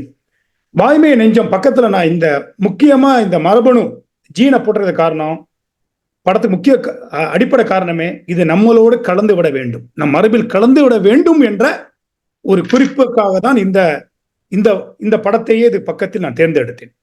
வாய்மை நெஞ்சம் என்பது நம்மளுடைய மரபணுவில் ஒன்றிவிட வேண்டும். நாம் உலகத்தை காமிக்கிறதுக்கு வேற ஒண்ணுமே கிடையாது. அதுதான் ரொம்ப முக்கியமான விஷயம் நான் சொல்லிட்டு, ஐயா சொல்ற வந்து அந்த தன்னல பேர் என்பது எப்படி இருக்கணும்னா, உலகிற்கு ஏன் தன்னல பேர் ஒருத்தன் இருக்குன்னா, உலகிற்கு நன்மை செய்பவன் அதன் பயனை தனக்கு பல நன்மை வர காண்கின்றான். அதே போல பிற நலம் பேணுவது என்பது ஒரு நாளும் தன்னலத்தை மாய்ப்பதில்லை, தன் வாழ்வை பெருக்குமே என்று சிறுக்குவதில்லை. இந்த தன்னலம் பிறநலத்துக்கான ஒரு சமன்பாடை ஐயா முன்வைத்து தான் உள்ள போறாங்க. நான் அதுதான் வள்ளுவர் சொல்றது, தான் இன்புறுவது உலக இன்புறக் கண்டு கற்றறிந்தார் காமுறுவர் கற்றறிந்த. ஐயா 2 பேரும் சொல்றாங்க. ஒருத்தர் வந்து தன்னுள்ளத்தும் சாவாரா, இன்னொருத்தர் பிறர் உள்ளத்தும் வாழ்வாருன்னு. அவங்க யாரு அப்படின்னு சொல்றத வந்து, அதாவது பிறர் உள்ளத்தும் வாழ்வார் யார்? கால அறிவு உள்ளவர்கள், வினை துணிவு உள்ளவர்கள், நெஞ்சுரமிக்கவர்கள், உள்ள தூய்மை உடையவர்கள், வாய்மைக்குள் இடையற ஒழுக்கம் உடையவர்கள் பிறர் உள்ளத்தும் வாழ்வார். அதேபோல் பேதைமை மடி பொய் உள்ளவர்கள் தன்னுள்ளத்தும் சாவார் என்று அந்த பிறநலம் பொதுநலத்துக்கான வரையறைகளையும் அதனுடைய விழுமியங்களையும் ஐயா முன்வைக்கிறார். அது ஐயா சொல்லிட்டாங்க. இதுல ஒரு குறிப்பா நான் சொல்ல விரும்புறேன். ஐயா சொல்ற இந்த பொழிவால நாய வாழ்க்கைக்கு மெய்வேலி கட்டிக்கொண்டேன்னு சொல்லிட்டு ஐயா சொல்ற அந்த ஒரு சொல் தான் எனக்கு ரொம்ப ரொம்ப அவர் ரொம்ப ஈர்த்த ஒரு என்ன சொல்றது சொல் கிடைக்கவில்லை. அது எதற்கெட்ட பயன் ஏன் எனக்கு கிட்டுச்சுன்னா, பேரன்பினராய நும் நல்லூழால் அப்படிங்கிறார். நம்மளுடைய நல்லூழா அவருக்கு கிடைச்சது. அது நம்ம எனக்கும் எல்லாருக்கும் இங்க பேசின அனைவருக்கும் பொருந்தும் என்றே நான் கருதுகிறேன். அடுத்தது சாரி,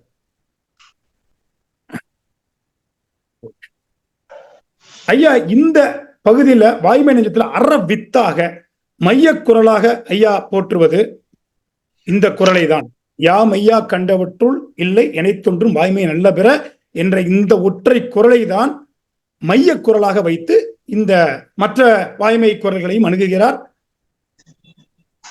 ஏனென்றால் அவர் சொல்கிறார், வாய்மை என்பது நம் பிறப்பொழுக்கம் அப்படின்னு சொல்லிட்டு, போன தடவை அஷ்ரப் ஐயா சொன்னாங்க, அந்த ஆசான் கருத்துரை தானே நிறைவா இருந்திருக்கணும், எதுக்காக இன்னொரு வாய்மை நெஞ்சம்னு கடைசியாக ஒரு நிறைவாக ஒரு பகுதி இருக்கிறதுன்னு ஐயா வச்சாங்க.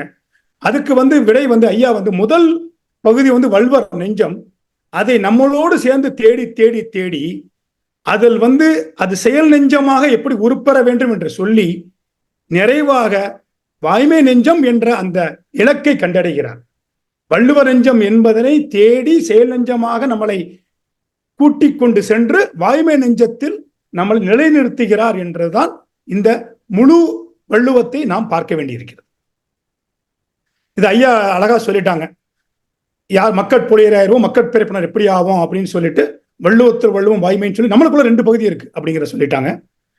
ஐயா இந்த 5 கேள்விகளை இந்த ஆய்வுக்கு உரியனா இந்த இதுல வைக்கிறாங்க. ஒண்ணு பொய்யற் புலவர் தற்சான்று நடையில் வாய்மை ஒழுக்கத்தை இன்னும் வற்புறுத்துவானேன், இது முதல் கேள்வி. அடுத்தது வாய்மையோடு ஒத்த நல்ல அறம் பிரிதொன்றும் இல்லை என தனி எழுத்தம் செய்வானேன் என்பது 2வது கேள்வி. 3வது கேள்வி, அறங்களுள் அதற்கு வந்த முதற்பெருமை என்கொள் என்று 3வது கேள்வி. அடுத்தது, அதனால் உலகிற்கும் பிறர் ஒருவருக்கும் விளையும் பெரும் பயன் என்னை, இது அடுத்த கேள்வி. இந்த கேள்வியை வைத்துதான் ஐயா இந்த இதை அணுகிறாங்க. மக்கட்பிறப்பு, இதை ஐயா சொன்னதை ஒரு சித்திரமாக நான் முயன்றிருக்கிறேன். மக்கட்பிறப்புக்கு வாய்த்த தனி உடைமைகள் 3 உண்டு. அது நினைவு அறிவு சொல். நினைவு அறிவு சொல் என்பது மக்கட்பிறப்புக்கு வாய்ந்த தனி உடைமைகள். நினைவும் அறிவும் அகம் பற்றியது, சொல் என்பது புறம் பற்றியது. மொழி என்பது புறத்தோர்க்கு புலனாக்கும் ஒரு முதற்கருவி. நினைவும் அறிவும் புறத்தோர்க்கு புலனாக்கும் முதற்கருவி. நினைவும் அறிவும் அது மொழி என்பதன் மூலமாக.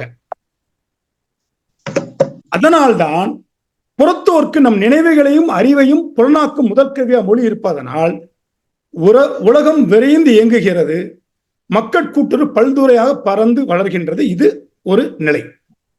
அதுபோக ஞான வளர்ச்சி, ஆரம்பத்துல உயிர் வளர்ச்சி, ஞானத்துல உயிர் தோன்றுச்சே, அது 100,000 ஆண்டுகளுக்கு பிறகுதான் மக்கட்கரு தோன்றுச்சு, மக்கட்பிறப்பு வந்துச்சு. அப்புறம் அந்த மக்கட்பிறப்பு 10,000 ஆண்டுகள் நிலை பெற்று பெருகி அதுக்கப்புறம் படிமுறை வளர்ச்சி கூர்மை பெற்றுதான் மொழிக்கரு உண்டாச்சு. அதனால் நம் முன்னோர்களுக்கு வாய்க்காத, முன்னோர்களுக்கு நினைவும் அறிவு மட்டும்தான் இருந்துச்சு. ஆனால் நமக்கு மொழி என்பது புது உடைமை. மொழி என்பது புது உடைமை. இதை நாம் கொண்டு செல்லும் பொழுது இதை அழகாக இந்த நூலை அனைவரும் ரொம்ப எளிய ஆங்கிலத்தில் தமிழிலும் வந்து தமிழ் அவர் நல்லாலேன்னு சொன்னாங்க. இந்த நூலை நான் பரிந்துரைக்கிறேன். டெல்டேல் பை வி.எஸ். ராமச்சந்திரன் என்று நம் தமிழகத்தை சேர்ந்தவர், வில்லியனூர் ராமச்சந்திரன் என்பவர் நோபல் பரிசு பெறுவதற்கான ஆராய்ச்சியை இந்த நூல் செய்திருந்தது. 2ஆம் இடத்தை கிடைத்தது அந்த வருடம். அவருக்கு நோபல் பரிசுக்கான 2ஆம் இடத்தில் இருந்தார். அடுத்ததாக இதை நான் சொல்லிவிட்டு ஐயா சொல்ற அந்த நயம், அதாவது அந்த பரிணாம வளர்ச்சி நயத்தை நினைவும் அறிவையும் ஆய காதலர்கள் பெற்று விடுத்த நாகரிக குழவி மொழியாம். உண்மை, நினைவும் அறிவும் ஆய காதலர்கள் பெற்று விடுத்த நாகரிக குழவி மொழி பிறந்த குழந்தை பெற்றோரை வளர்க்குமா போல மொழி இன்று மக்கள் நினைவர்களை வளர்க்கின்றது. இப்படி அதாவது வாழ்க்கையில அந்த குழந்தை சும்மா இருக்குமா, பெற்றோர்களை வளர்க்கும்ல, அந்த மாதிரி இந்த மொழி நினைவு அறிவும் வளர்க்கிறது. இது ஒரு தொடர் சங்கிலி தொடர்பு அப்படின்னு பரிணாம வளர்ச்சியில் பல பரிமாணங்களில் ஐயா ரொம்ப அழகா இலக்கிய நடையிலும் அறிவு நடையிலும் நம்ம முன்வைக்கிற ஒரு செயல். இதுக்கு நேரம் இருந்தால் நான் பேசுகிறேன். ஏன்னா என்ன சொல்வார்கள் என்றால், மனமும் நடைமுறை, அதாவது ஒருத்தனுடைய பழக்க வழக்கங்களுக்கும் இருக்க இரண்டரை கலந்த நிலைன்னு ஒண்ணு உலகத்துல இருக்கு. பாலூட்டிகள் மனிதனுக்கு மனத்துக்குன்னு. இது இன்று நேரம் கிடைத்தால் இதை பற்றி விளக்கமாக நான் விரிந்துரைக்க விரும்புகிறேன். அடுத்தது ஐயா சொல்றது நம் எண்ணத்தை மற்றையோர் அறிவான் ஆளப்படுவது மொழி, அது ஒரு அகப்புற கருவி அப்படிங்கிறாங்க. சொல்லிவிட்டு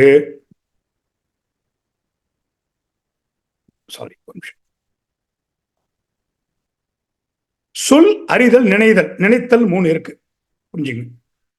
பிறர் தொடர்பு கூட்டுறவு தேவை. பிறரோட தொடர்பும் கூட்டுறவும் தேவைப்படுது. அப்ப அறிதலுக்கும் நினைத்தலுக்கும் பிறரோட தொடர்போ கூட்டுறவோ பெரிதாக தேவைப்படாது. ஆனா சொல்லுன்னு வழிபடும்போது கண்டிப்பாக பிறரோட தொடர்பு தேவை. பிற தொடர்புக்கு சொல் ரொம்ப முக்கியம், வெளிப்படுறதுக்கு ரொம்ப முக்கியம். அதனால அறிதலும் நினைத்தலும் தன்னறங்கள். சொல் என்பது தன்னறம் மட்டுமன்று உலக அறமாகவும் ஆகிறது. ஏனென்றால் பிறரோட தொடர்புக்கும் கூட்டருக்கும் சொல் இன்றியமையாக இருப்பதனால் உலக அறத்துக்கும் தன்னறத்துக்கும் இரண்டுக்கும் சொல் அறங்களாக விளங்குகிறது. தானே தனக்குள் பேசிக்கொள்வது யாரும் இல்லை. அதுக்கு ஐயா வைக்கிற பேர் தன்னிலை புறமொழி அப்படிங்கிறாங்க. தனக்குள் தானே பேசிக்கொள்வது அப்படின்னு சொல்லிட்டு, அது நாடக வழக்கு, நடைமுறை வழக்கு இல்லை அப்படின்னு ஐயா சொல்றாங்க. நாடக வழக்கு நடைமுறை வழக்கு அல்ல, தனக்குள்ளே பேசிக்கொள்கிறது. அந்த நாடக வழக்கில் ஐயா ஒரு அருமையான நூல் எழுதியிருக்கிறாங்க. ஒரு நொடியில் என்ற நூல்.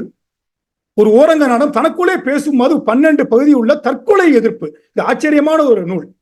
தற்கொலை எதிர்ப்பை வைத்து ஏன் ஒரு மனிதன் தற்கொலை செய்கிறான், அதற்குள்ள அவன் மனப்போராட்டம் என்ன, தனக்குள்ளே தான் பேசிக்கொள்வது போல ஒரு நாடக நூலை ஐயா அமைத்திருக்க. இந்த நூலை நான் இன்று எல்லாருக்கும் முன்வைக்கிறேன். ஒரு நொடியில் என்ற ஒரு நூல், ஐயா எழுதின நூல். ரொம்ப ஆச்சரியமான நூல். ஐயா இப்படி ஒரு நூலை ஏன் எடுத்தார் என்பது பின்னாடி தெரிந்து கொண்டேன். தன்னுடைய மாணவர் ஒருத்தர் தற்கொலை செய்து கொண்டாராம். அதன் விளைவாக தற்கொலை உலகத்தில் ஒழிக்க வேண்டும் என்பதற்காக இந்த நூலை ஐயா யாத்திருக்கிறார். ஆனா இந்த இடத்துல ஐயாவோட நான் கொஞ்சம் முரண்படுறேன். ஏனென்றால் இது நமக்குள் நானே பேசிக்கொள்வது நடந்து கொண்டே இருக்கிறது என்பதை நாம் தெரிந்து கொள்ள வேண்டும். அதுக்கு பேரு அறிவியல்ல எண்டோபசி எக்ஸோபசி அப்படிம்பாங்க. நம்மளை அறியாம நம்மளுக்குள்ள நம்ம பேசிக்கிட்டே இருக்கிறோங்கிறது ஒரு உண்மை. அதனால சிந்தனை வளருது. ஏன்னா அது எப்படி நான் உங்களுக்கு புரிய வைக்கணும்னா, சின்ன குழந்தைகள் பாத்தீங்கன்னா ஏதாவது எழுதி படிக்கிறப்ப வாய்விட்டே பேசும். வாய்விட்டே பேசிதான் தனக்குள்ள பகிர்ந்து கொள்ளும். நம்மளே நினைச்சு பாருங்க, சமயங்கள்ல ஏதாவது ஒரு செய்திகளை நீள ஆழமாக நினையும் பொழுது நம்மை அறியாமலேயே நாம் வாய்விட்டு பேசி விடுவோம் நம்மளுக்குள். சோ இது இந்த இடத்துல ஐயாவோட முரண்படவில்லை. ஒரு அடுத்த கட்டமா அறிவியல் தரப்பை நான் முன்வைக்கிறேன். அடுத்தது இதுக்கான ஆதாரமாக இந்த பிரின்சிபல்ஸ் ஆஃப் நியூராலஜி என்ற நூலை நான் முன்வைக்கிறேன். அதுக்காக இதை அப்படின்னு சொல்லி வச்சுட்டு ஐயா அதான் சொல்றாங்க, அழுக்காராமை முதற்கொண்டது மனவரங்கள், மெய்யுணர்தல் முதலான இருக்கிறது அறிவரங்கள், சொல்லறங்கள் இனியவை கூறல்ங்கிறது இருக்கு. ஆனா எல்லாத்தையும் கலந்த அறம்ங்கிறது வாய்மை அறம் தான். ஏனென்றால் அதைதான் எல்லா அறமும் தரும் என்று வள்ளுவரும் சொல்கிறார். இல்லை எனைத்தொன்று வாய்மை நல்ல பிற என்று சொல்கிறார் என்று வாய்மை அறத்தின் இன்றியமையும் முதன்மையை ஐயா முன்வைக்கிறார். அடுத்ததாக இதை நான் இதுவா ஏன் ரொம்ப முக்கியம் அப்படின்னா, மொழி சொல் ரெண்டு இருக்கு. ஐயா சொன்னதுதான். ஐயா நெஞ்சு ஊர்தி அன்று கருத்து ஊர்தி, உள்ளம் காட்டு பதிவு கருவி அன்று. அதாவது நம்ம பொய்மை வெளியிடும் கருத்தா இருந்தா அது அந்த உண்மை கூறும் கருத்தா இருந்தா அது உண்மையா சொல்லிடுவோம். நம்மளுக்கு பொய்மை கூறும் கருத்தாக இருந்தா பொய்மையை சொல்லிடுவோம். இது எளிது எல்லாருக்கும். அதனால எண்ணிய அளவில் யாருக்கும் இந்த வஞ்சனை செஞ்சிட முடியும், சூழ்ச்சி செஞ்சிட முடியும். என்னமே போதும் அப்படிங்கிற ஒரு நிலையை, ஒரு அடிப்படையை, யதார்த்தத்தை முன்வைக்கிறார் ஐயா. வச்சுட்டு இப்ப நான் இந்த இடத்துக்கு வர்றேன், கொஞ்சம் அறிவியல்ல தொடர்றதுக்கு. நம்ம மூளையில எப்பவுமே எந்தெந்த செயல்பாடு இருக்கோ அதுக்கான உள்ள இடங்கள் தான் இருக்கு. பேரு அப்படிங்கிறாங்க தமிழ். பேசுறோம், கை பயன்படுத்துறோம்னா அதற்கான இடங்கள் அதிகமாக செலவிடப்படும் மூளையில். அது பரிணாம வளர்ச்சியில முன்ன பின்ன மாறிக்கிட்டே போகும். இந்த மூளைய இப்படி இப்படி வெட்டி பார்க்கிறப்ப வாய்க்கும் கைக்கும் பக்கத்துல இருக்கும். அதுக்காக தான் மொழியும் கையும் மொழியோட கருவிதான். ஒரு மியூசிக் வாசிக்கிறாங்க, பேசுறாங்க, எழுதுறோம், எல்லாம் பண்றோம். அதுக்காக இது மத்த பிறகு காலெல்லாம் பாரு, சுண்டு வரலாம் இடமே இருக்காது. ஸ்லைடு மூவ் ஆகலைங்க. அது ஆகல. நான் சும்மா இதுக்காக தான் சொல்றேன், இந்த இடத்துல நிப்பாட்டி தான் சொல்றேன். அது மாதிரி நம்ம கையும் வாயும் ரொம்ப மொழிக்கு இன்றியமையாத, இது ஆற்றலுக்கும் இது வாய்க்கும். இது உலக அடிப்படை மனிதனின் கட்டமைப்பு. அதே மாதிரி அறிவு நெஞ்சம் என்ற இரண்டு இருக்கிறது. சரிங்களா? அறிவு நெஞ்சம் என்று இருக்குது. அறிவு நினைவு, நெஞ்சம் உள்ள மனம். ஐயா நெஞ்சம் உள்ள மனம் எல்லாம் ஒரே மாதிரிதான் கருதுறாங்க. நான் முன்னாடியே வரையறுத்திருக்கிறேன். நெஞ்சம் உள்ள மனம் என்பது என்ன என்று அடுத்த அதை பற்றி இப்ப இல்லை. அறிவு நினைவு என்பது பெரும்பாலும் இடது பக்க மூலையில் இருக்கிறது. நெஞ்சம் உள்ள மனம் என்பது பெரும்பாலும் வலது பக்க மூலையில் இருக்கிறது, அமையப்பட்டுள்ளது. அதை ஞாபகம் வச்சுக்கணும். நம்ம இப்ப மொழி, எண்ணம், சொல், பேச்சு இருக்கு, நெஞ்சம் உள்ளம் இருக்கு. இது ரெண்டுக்கும் தொடர்புக்கு இடையில ஐயா சொன்னாப்புல அறிவு நினைவுகள் இடையே நிக்குது. மனிதனுக்கு இடையில மனிதனின் மொழி, எண்ணம், சொல், பேச்சுகளுக்கும் நெஞ்சம், உள்ளம் அல்ல மனம், இவைகளுக்கு இடையே அறிவும் நினைவும் நடுவுல எப்பவுமே இருக்கிறது. அப்படிங்கிறப்ப இப்ப பொய், வாய்மை ரெண்டு இருக்கு. அது எப்படி செயல்படுது? தமக்கு நன்மை வரும் என்றால், அதாவது வாய்மை பேசினாலும் தனக்கு தீமை ஏறும் என்றால் மனசு பொய். வாய்மையோடு இருந்தாலும் தனக்கு தீமை என்று வந்தால் பொய் பேச விளைகிறது பேச்சு. சரிங்களா? இது எல்லாருக்கும் புரியுத விஷயம். அடுத்தது, பொய்மையால் ஒரு நன்மை கிடைக்கும்னாலும் பொய் பேச விரும்புது மனது. அதாவது வாய்மையால் தீமை கிடைக்கும் என்றால் பொய் சொல்ல விளைகிறோம், பொய்மையால் நன்மை கிடைக்கும் என்றால் பொய் சொல்ல விளைகிறோம். இது அடிப்படை. இதை விடுத்து நேரா போயிடுச்சு, அதை விட்டுட்டோம்னா அப்ப வள்ளுவத்துடைய அதோடைய நிலை என்ன? மனமும் மொழியும் நேரடி தொடர்பு வேண்டுவது வள்ளுவம். அறிவு நினைவுகளை சற்றே தள்ளி வைத்து மனமொழி நேரடி தொடர்பு வேண்டுவது வள்ளுவம். அதுக்குதான் ஐயா அந்த குறளை சொல்றாங்க. மனத்தோடு வாய்மை மொழியின் உள்ளத்தார் பொய்யா, மனத்தோடு வாய்மை மொழியின்கிற குறளையும் உள்ளத்தார் பொய்யாது ஒழுகின்ற குறள்களையும் முன்வைக்கிறார். அறிவோடு வாய்மை மொழியின் சொல்லல, மனத்தோடு வாய்மை மொழியின் என்பதான் குறள் என்று முன்வைக்கிறார். இதை விட்டுருவோம். அடுத்தது, இந்த அறிவு நினைவு இருக்குல்ல, அறிவும் பேச்சும் கலந்தா அதுக்கு பேர் சொல். மனமும் பேச்சும் கலந்தால் அதுக்கு பேர் வாய்மை. அறிவும் பேச்சும் கலந்தால் அதுக்கு பேர் சொல். மனமும் பேச்சும் பண்ணா அந்த சமன்பாடு வாய்மை. அதனால் இது சொல் என்பது அறிவின் வெளியீடு, வாய்மை என்பது நெஞ்சின் வெளியீடு. அதற்காக ஐயா அவங்களோட எப்படி அவங்களோட பழகக்கூடாது, சொல் அறிவு வெளியீடு இருக்கப்ப சொல் வணக்கம் உன்னார்கண் கொள்ளற்க, மனத்தின் அமையாதவரை இணைத்தொன்றும் சொல்லினால் தேரப்பாற்று என்ற குரல்களை இதற்கு சான்றாக முன்வைக்கிறார். இது என்னுடைய அதாவது இதுவரைக்கும் முருகாசன் நெஞ்சம் உள்ளம் அகம் எல்லாம் மனம் எல்லாம் ஒன்னா சொன்னாங்க. இது நான் வகுத்தது, இது சரியா என்று அவைக்கு முன்னால் வைக்கிறேன். நெஞ்சம் என்பது வள்ளுவர் வாயிலாக நெஞ்சம் என்பது பர்சனலைஸ்ட், அதுவே சோசியலைஸ் ஆகிறப்ப உள்ளம், அகம் என்பது இன்ஸ்டிடியூஷனலைஸ்ட், மனம் என்பது கேரக்டரா மாறுறது. இதை பத்தி பிரிதொரு நாள் பார்ப்போம். ஏன்னா இந்த நூலுக்கு இது என்னுடைய தரப்பாக நான் முன்னாடி வைக்கிறேன். இப்ப ரொம்ப முக்கியமான இடத்துக்கு வர்றோம். இந்த உலகத்துக்கு பேரு அது கல்யுகம், ஆயுத யுகம்லாம் சொல்லுவோம் நம்ம ஒரு காலத்துல. அந்த சொல்றாங்கல்ல, அதாவது இந்த ஸ்டோன் ஏஜ் அப்படிலாம் ஒவ்வொரு யுகம் சொல்றப்ப இந்த காலத்தை இந்த உலகியலாளர்கள் எப்படி சொல்கிறார்கள் என்றால் போஸ்ட் ட்ரூத் வேர்ல்ட் அப்படிங்கிறாங்க. போஸ்ட் ட்ரூத் வேர்ல்ட், உண்மைக்கு பின்னால் உலகம் அப்படிங்கிறாங்க. அதாவது பிடி இஸ் 21st century ஃபினாமினா அப்படின்னு உலகம் சொல்லுது. இதை பத்தி பல ஆய்வுகள் வருகிறது. இன்னைக்கு இந்த ஒரு நூல் ஃபேக் நியூஸ், இந்தியா மிஸ்இன்ஃபார்ம்டு, ஒவ்வொரு செய்திகளுக்கு பின்னாடி எவ்வளவு பொய்மைகளும் பின்புலங்களும் எவ்வளவு வஞ்சகங்களும் இருக்குது. இன்னைக்கு ஊடகம் பரவலான இந்த காலகட்டத்தில் ரொம்ப ரொம்ப முக்கியத்துவம் வாய்ந்தது. இந்த பகுதி முக்கியத்துவம் வாய்ந்தது என்பதை நான் இங்கு முன்வைக்கிறேன். இந்த ஸ்டடியெல்லாம் பாருங்க, post truth and critical communication studies எல்லாம் நம்ம பல உலகிய பல்கலைக்கழகங்களில் முன்வைத்து இந்த காலத்தை போஸ்ட் ட்ரூத் உலகம், அதாவது எப்படி என்னால தமிழ் கதை உண்மைக்கு பின்னால் உலகம் அப்படின்னு, உண்மை என்பது நாம் பார்ப்பதெல்லாம் உண்மை அல்ல, கேள்விப்படுறதெல்லாம் உண்மை அல்ல, ஊடகத்தில் வருவதெல்லாம் உண்மை அல்ல, அதற்கு பின்னால் ஒரு பின்புலமும் ஒரு அரசியலும் ஒரு நோக்கமும் இருக்கிறது, அதை நம்ம கண்டறியணும் அப்படிங்கிறதான் ரொம்ப இந்த காலம் சொல்றது.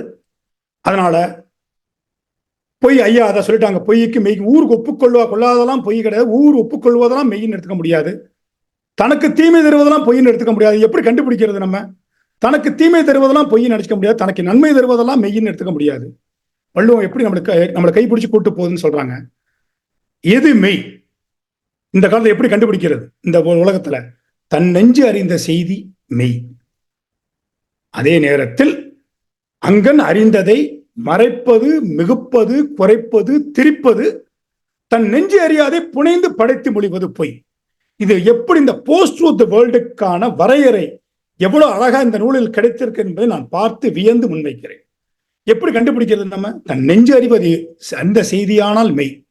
பொய் என்பது அங்கன் அறிந்ததை மறைப்பது, மிகுப்பது, குறைப்பது, திரிப்பது, தன் நெஞ்சு அறியாதை புனைந்து படைத்து மொழிவது. எப்படி நம்ம செய்யலாம்னா, நம்மளுக்கு வர செய்தியை ஃபார்வர்ட் பண்றோம்ல, அப்ப நம்ம சும்மாவே பண்ணக்கூடாது. இந்த காலகட்டத்தில் நம்மளுக்கு ரொம்ப முக்கியமான விஷயமா நான் எடுத்துக்கிறேன்.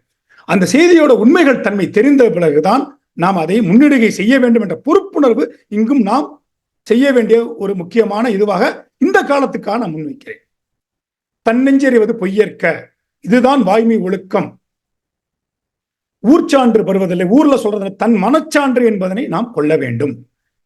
பொய்யாமை ஆட்டு கொள்ளையை வைத்துட்டு இதோட முக்கியமான ஒரு விஷயத்த சொல்றாங்க ஐயா. சொல்றது தன் நெஞ்சுணர கண்ட மெய்யையும் பொய்யையும் பிறர் பொய்யென மெய்யென மாறி கூறி எதிர்ப்பினும் அதுக்கு அச்சப்படாம வழிமொழியாது மனச்சான்று கொள்ளாது உள்ளத்தால் பொய்யாது ஒழுகும் உறவோனே வாழினும் செத்தாலும் உலகத்தில் உள்ளத்தில் எல்லாம் இருப்பானோ. இந்த காலத்துல அந்த மெய்யையும் பொய்யும் அடுத்தவன் சொல்றாங்கிறத பயந்தோ மாத்தியோ பண்ணாம, நம்மளுக்கு எதிர்ப்பு வரும்னு தெரிஞ்சாலும் உண்மையை உண்மையாக சொல்லுபவன் எவனோ அவன்தான் பிற்காலத்தில் உலகத்தார் தான் செத்தாலும் இருந்தாலும் என்னைக்கும் உலகத்தார் உள்ளத்தில் எல்லாம் உளன் என்று நம்மளுக்கு ஒரு நம்பிக்கையை ஐயா கொடுக்கிறார்.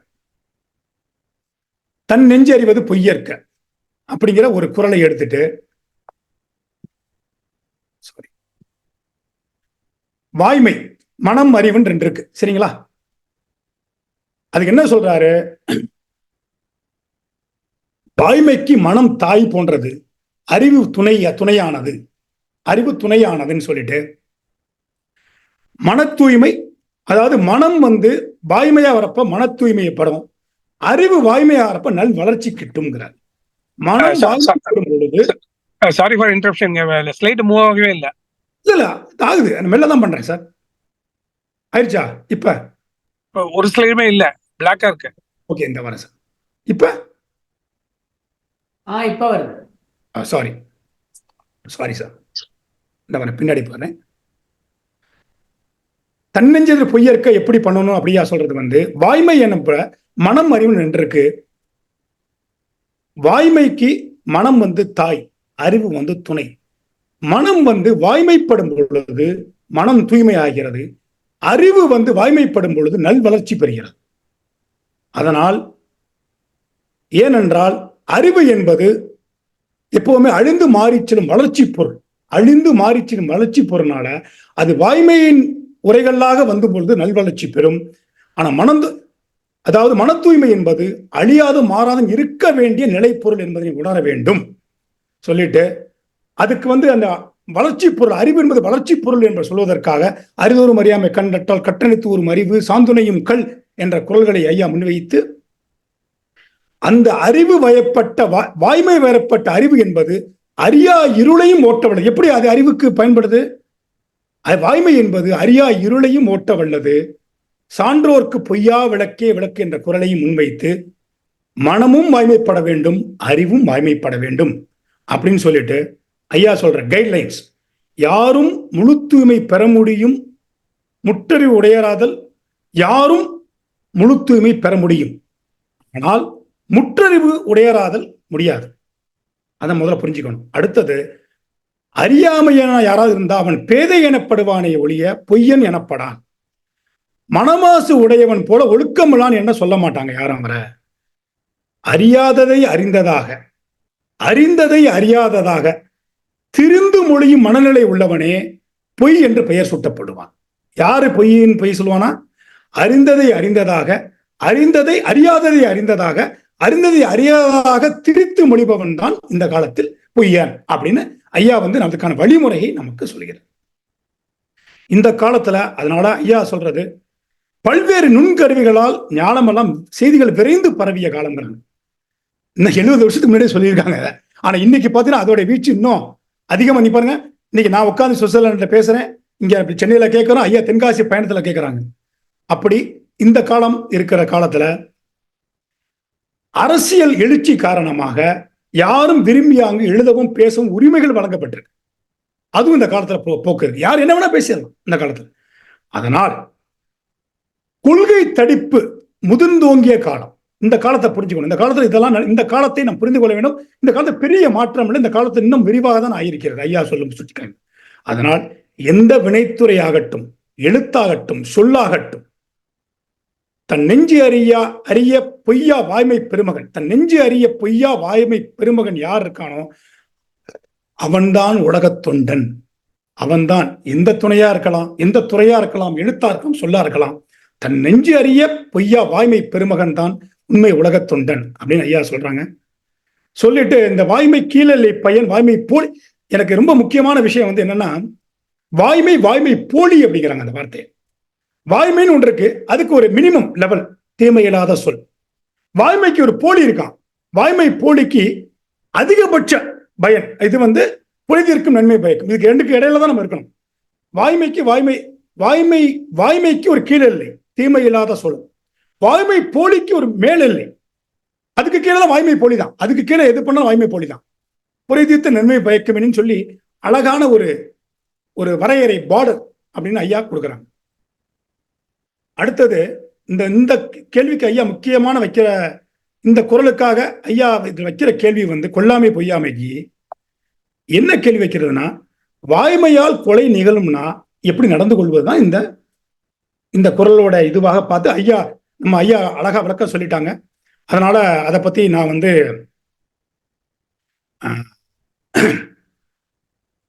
அதாவது என்ன சொல்றாங்க ஐயான்னா, கொலைக்கு ஏதாவது ஏதுவாகும் அப்படின்னா வள்ளுவர் வாயிலாக, இல்ல கொலை நேரும்னா தன் நெஞ்சறிந்த வாய்மையும் தூயதுன்னு நம்பாதீங்க. ஏன்னா கொல்லாமைதான் முதல்ல. நிகழ்ந்த வாய்மையும் விட்டொழிக, நிகழா பொய்மையை பற்றி கொள்கிறாங்க. பரவாயில்ல, கொலைக்கு ஏதாவது அந்த வாய்மை வந்து வாய்மையால் கொலை நிகழுமோ நிகழக்கூடும் தெரிஞ்சா தன் நெஞ்சறிந்த வாய்மையா இருந்தாலும், வாய்மை தூயதா இருந்தாலும் நம்பாதீங்க, விட்டுருங்க, பரவாயில்ல. நிகழ்ந்த வாய்மையையும் விட்டு ஒழிக, நிகழா பொய்மையும் பற்றி கொள்க அப்படின்னு நம்மளுக்கு அதுக்கு ஒரு இது சொல்றாங்க. அதாவது சொல்றாங்க. சொல்லிட்டு கொல்லாவரம் வந்து மக்களுடைய இயல்பா, அது செயலறம் கிடையாது, சால்பரம் தான். அது கொல்லாவரம் நடவாதபடி நினையத்தகும் தலையறம், நாள் வாழ்க்கையில் வினைதோறும் யாரும் கடைபிடிக்கத்தகும் நடப்பறம் கிடையாது. அது ஒரு நடவாதபடி நினையத்தகும் தலையறம், அது நடப்பறம் கிடையாது. அது தயவு செய்து எல்லாம் புரிஞ்சுங்கன்னு சொல்லிட்டு இப்ப ஐயா சொல்றாங்க நாளறம் அப்படிங்கிறது என்னன்னா, கொலை குற்றம் களவு அடி எல்லாம் இருக்கு நடக்குது, அதை தண்டி அதே மாதிரி அதுல ஒருத்தங்க 2 பேர் தான், ரொம்ப குறைந்த சதவீதம் தான். ஆனா பொய் குற்றம் எல்லாட்டையும் இருக்கு, மக்கள்கிட்ட பரவலா இருக்கு, நம்மள்ட்டையும் அப்பப்போ எல்லாட்டையும் இருக்கு. அப்ப ஐயா என்ன சொல்றாங்க, இந்த கொலை குற்றம் களவு அடி இதுக்கெல்லாம் நீதிமன்றங்கள் மற்றதெல்லாம் இருக்கு. ஆனா பொய் குற்றத்துக்கு என்ன இருக்கு? பொய் குற்றுவதற்கு வள்ளுவம் தான் இருக்கிறது. தன்னெஞ்சே அறிவது பொய்யற்க பொய்த்த பின் தன்னெஞ்சே தன்னை சுடும் சொல்லிட்டு, மெய்யா கண்டற்றுள் இல்லை இணைத்தொன்றும் வாய்மை நல்ல பிற, இதல்தான் நம்மளுக்குரிய. இதுக்கு என்ன செய்வது என்றால் வள்ளுவம் தான் இதை செய்ய முடியும், சட்டங்கள் செய்ய முடியாதுன்னு ஐயா சொல்றாங்க. வாழ்க்கை நிலை ஐயா சொன்னாங்க. இந்த வாழ்க்கை நிலை எப்படி போயிட்டு இருக்குங்கிறது இந்த காணொலி.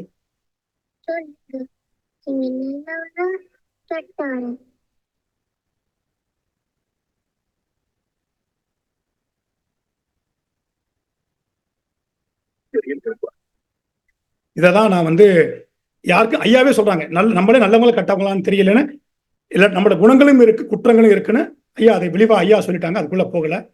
ஐயா 2 விஷயத்த சொல்றாங்க, முற்று ஒழுக்கு குற்றொழுக்கு அப்படிங்கிறாங்க. முற்று ஒழுக்கு குற்று ஒழுக்கு அப்படின்னு அது என்ன அப்படிங்கிறத ஐயா சொல்லுவது என்னவென்றால், நல்லதும் தீயது இயந்த களப்பொழுக்கம் நம்ம நடத்துகின்றோம், மன்னிச்சுங்க, நடத்துகிறோம். நம்மளுக்கு நன்றும் தீயதும் என்ற 2 கடவுள் பாதி மிருகம் பாதி அப்படிங்கிற மாதிரிதான் நம்ம வாழ்க்கையை நடத்துறோம்.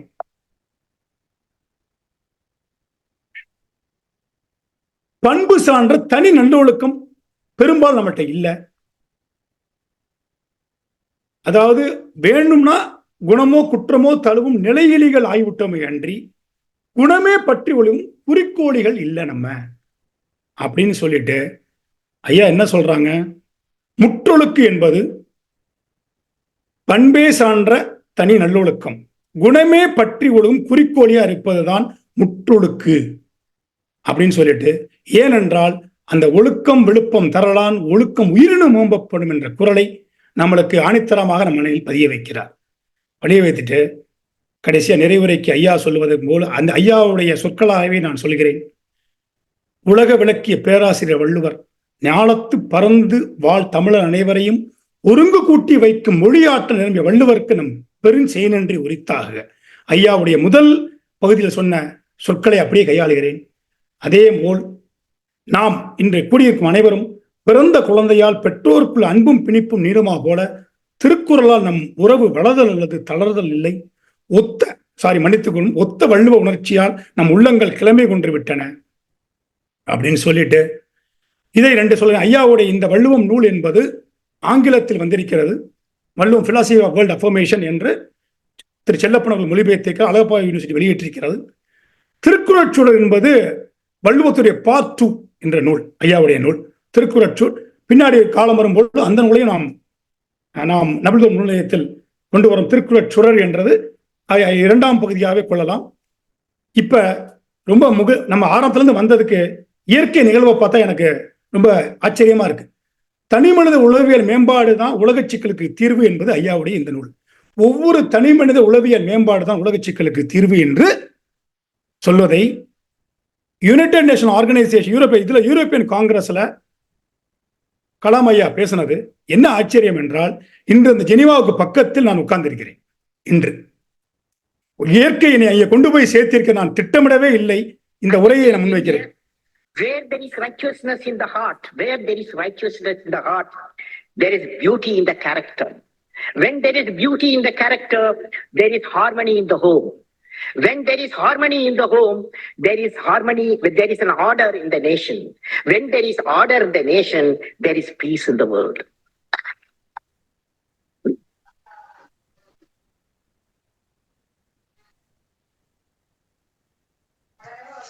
தென்காசி திருவுருக்களத்துக்கு பயணப்பட்டுக் கொண்டிருக்கிறார்கள். நான் இன்று இயற்கை இது நல்லூலாக இன்று யூரோப்பியன் யூனியன் பக்கத்தில் ஜெனீவாவுக்கு நாளைக்கு செல்லவிருக்கிறேன். அங்கே போய் பார்க்க விரும்புகிறேன். 2 தினங்களில் இது நான் ஆரம்பிக்கும் திட்டமிடாத பயணம், திட்டமிடவே இல்லை கொண்டு அப்படி சேர்த்திருக்கிறது என்பது வள்ளுவம் இன்று உலகம் என்பதை நாம் உணர தருவை நான் கொஞ்சம் உணர்ச்சி வச்சப்பட்ட நிலையில் தான் இருக்கிறேன் அந்த வகையில். அதுவும் போக ஐயா அந்த வாய்மை கழகம்னு சொல்லிட்டே இருக்கிறாங்க. அது ஒரு இதுவா கற்பனையா ஐயா சொன்னாங்க. அதுவும் நனவானது. கற்க கசடர வலைத்தமிழ், நம் வாய்ஸ் ஆஃப் வள்ளுவர், இது மூணும் அதுதான் ஐயா சொன்ன வாய்மை கழகம் என்று எந்தவித மாற்றமும் கிடையாது. ஏனென்றால் அந்த உறுப்பினர்கள் எப்படி இருப்பார்கள் என்று ஐயா சொன்னாங்க பாத்தீங்களா, அது அப்படியே பொருந்துகிறது. திருப்பி சொல்றேன், ஒற்றுமை சால் உறுப்பினர்கள் தம்முட்பகையின்றி தலைமையாவும் வேட்கையும் இன்றி பொருளொழுங்கு உடையர் செயல் வேட்கையினர் கழக பொறுப்பை தத்தம் குடும்ப பொறுப்பு போல் தாங்குபவர் என்று சொல்கிறாரே, அந்த வாய்மை கழகம் இன்று இந்த 3 அமைப்பு மூலமாக நிறுவப்பட்டிருக்கிறது என்பதனை இன்று இந்த தருணத்தில் கூறி விரும்பி என் உரையை நிறைவு செய்கிறேன். நன்றி, வணக்கம். என்னை பயில வைத்து எனக்கு அப்படியே வீட்டு பாடம் போல் கொடுத்து என்னை இடையாக ஊக்கமளித்த உங்களில் ஒவ்வொருத்தருக்கும் என்னுடைய தாழ்மையான வணக்கங்களை தொழுது வணங்குகிறேன். நன்றி, வணக்கம். மிக்க நன்றி டாக்டர், மிக்க நன்றி. மிக அருமையான ஒரு சொற்பொழிவு. 12 வாரங்கள் தொடர்ந்து நடந்து 13வது வாரமும் நடந்து மிக அருமையாக ஒவ்வொரு வாரமும் எங்களை உணர்ச்சி வசப்பட செய்தீர்கள், சிந்திக்க வைத்தீர்கள். மிகவும் நன்றி கடன் பட்டிருக்கிறோம் உங்களுக்கு என்றே சொல்ல வேண்டும். இந்த உரையிலே குறிப்பாக மிக எளிமையாக சொல்ல வேண்டுமானால் எது மெய் எது பொய் என்ற கேள்விக்கான விடை சொன்னீர்கள். உண்மை உலகத் தொண்டன் யார் என்பதை ஐயா எடுத்து சொன்னீர்கள். வாய்மையின் மேல் எல்லை எது, கீழ் எல்லை எது என்பதை மிக அழகாக எடுத்து சொன்னீர்கள். இன்டகிரேஷன்ல வரும்போது அப்பர் லிமிட் லோவர் லிமிட் ஞாபகம் வந்தது எனக்கு. அதே மாதிரி இதையெல்லாம் சொல்லி பொய் குற்றத்துக்கு தண்டனை, எவ்வளவு கொலை குற்றத்துக்கு தண்டனையும் பொய் குற்றத்துக்கு தண்டனையும் சொன்னீங்க. மிக அருமையாக இருந்தது. முத்தாய்ப்பாக சொல்ல வேண்டும் என்றால் பேராசிரியருடைய வார்த்தைகள் தான் வாய்மை நெஞ்சம் நமது மரபணுவாக வேண்டும் என்று சொன்னீர்கள். மிக அருமை. மிக்க நன்றி ஐயா, மிக்க நன்றி. நன்றி கடன் பட்டிருக்கிறோம் டாக்டர் அவர்களுக்கு. அப்படிலாம் ஐயா, நம்ம நல்லூர், நம்மளுடைய நல்லூர் ஐயா. சரிங்க ஐயா. இப்பொழுது முதலிலே பேசுவதற்காக கையை உயர்த்தி இருக்கிறார் குழந்தைகள் ராமசாமி ஐயா அவர்கள். வாங்க ஐயா, மிகச் சுருக்கமாக. மணி 8 ஆகுதுங்க. அடுத்த 10 நிமிடம் நம்ம உரையாடல் வச்சுக்கலாங்க, கலந்துரையாடல். அதுக்கு அடுத்ததாக தொகுத்து பின்னாடி நன்றி சொல்வதற்காக பாலு ஐயா நம்மோட இருக்கிறார். வாங்க குழந்தை ராமசாமி ஐயா, வாங்க ஐயா. ஐயா, அனைவருக்கும் வணக்கம். வணக்கம் போல் மிக அருமையான உரைகள். கேட்பார் பிணிக்கும் தகைவாய் கேளாரும் வேட்ப முடிவுதான் சொல்லுன்னு போற சுப திருப்பதி ஐயாவும் எப்பவுமே அவருடைய சிறப்பான கருத்துக்கள் அதுக்கு அப்பாற்பட்டு இந்த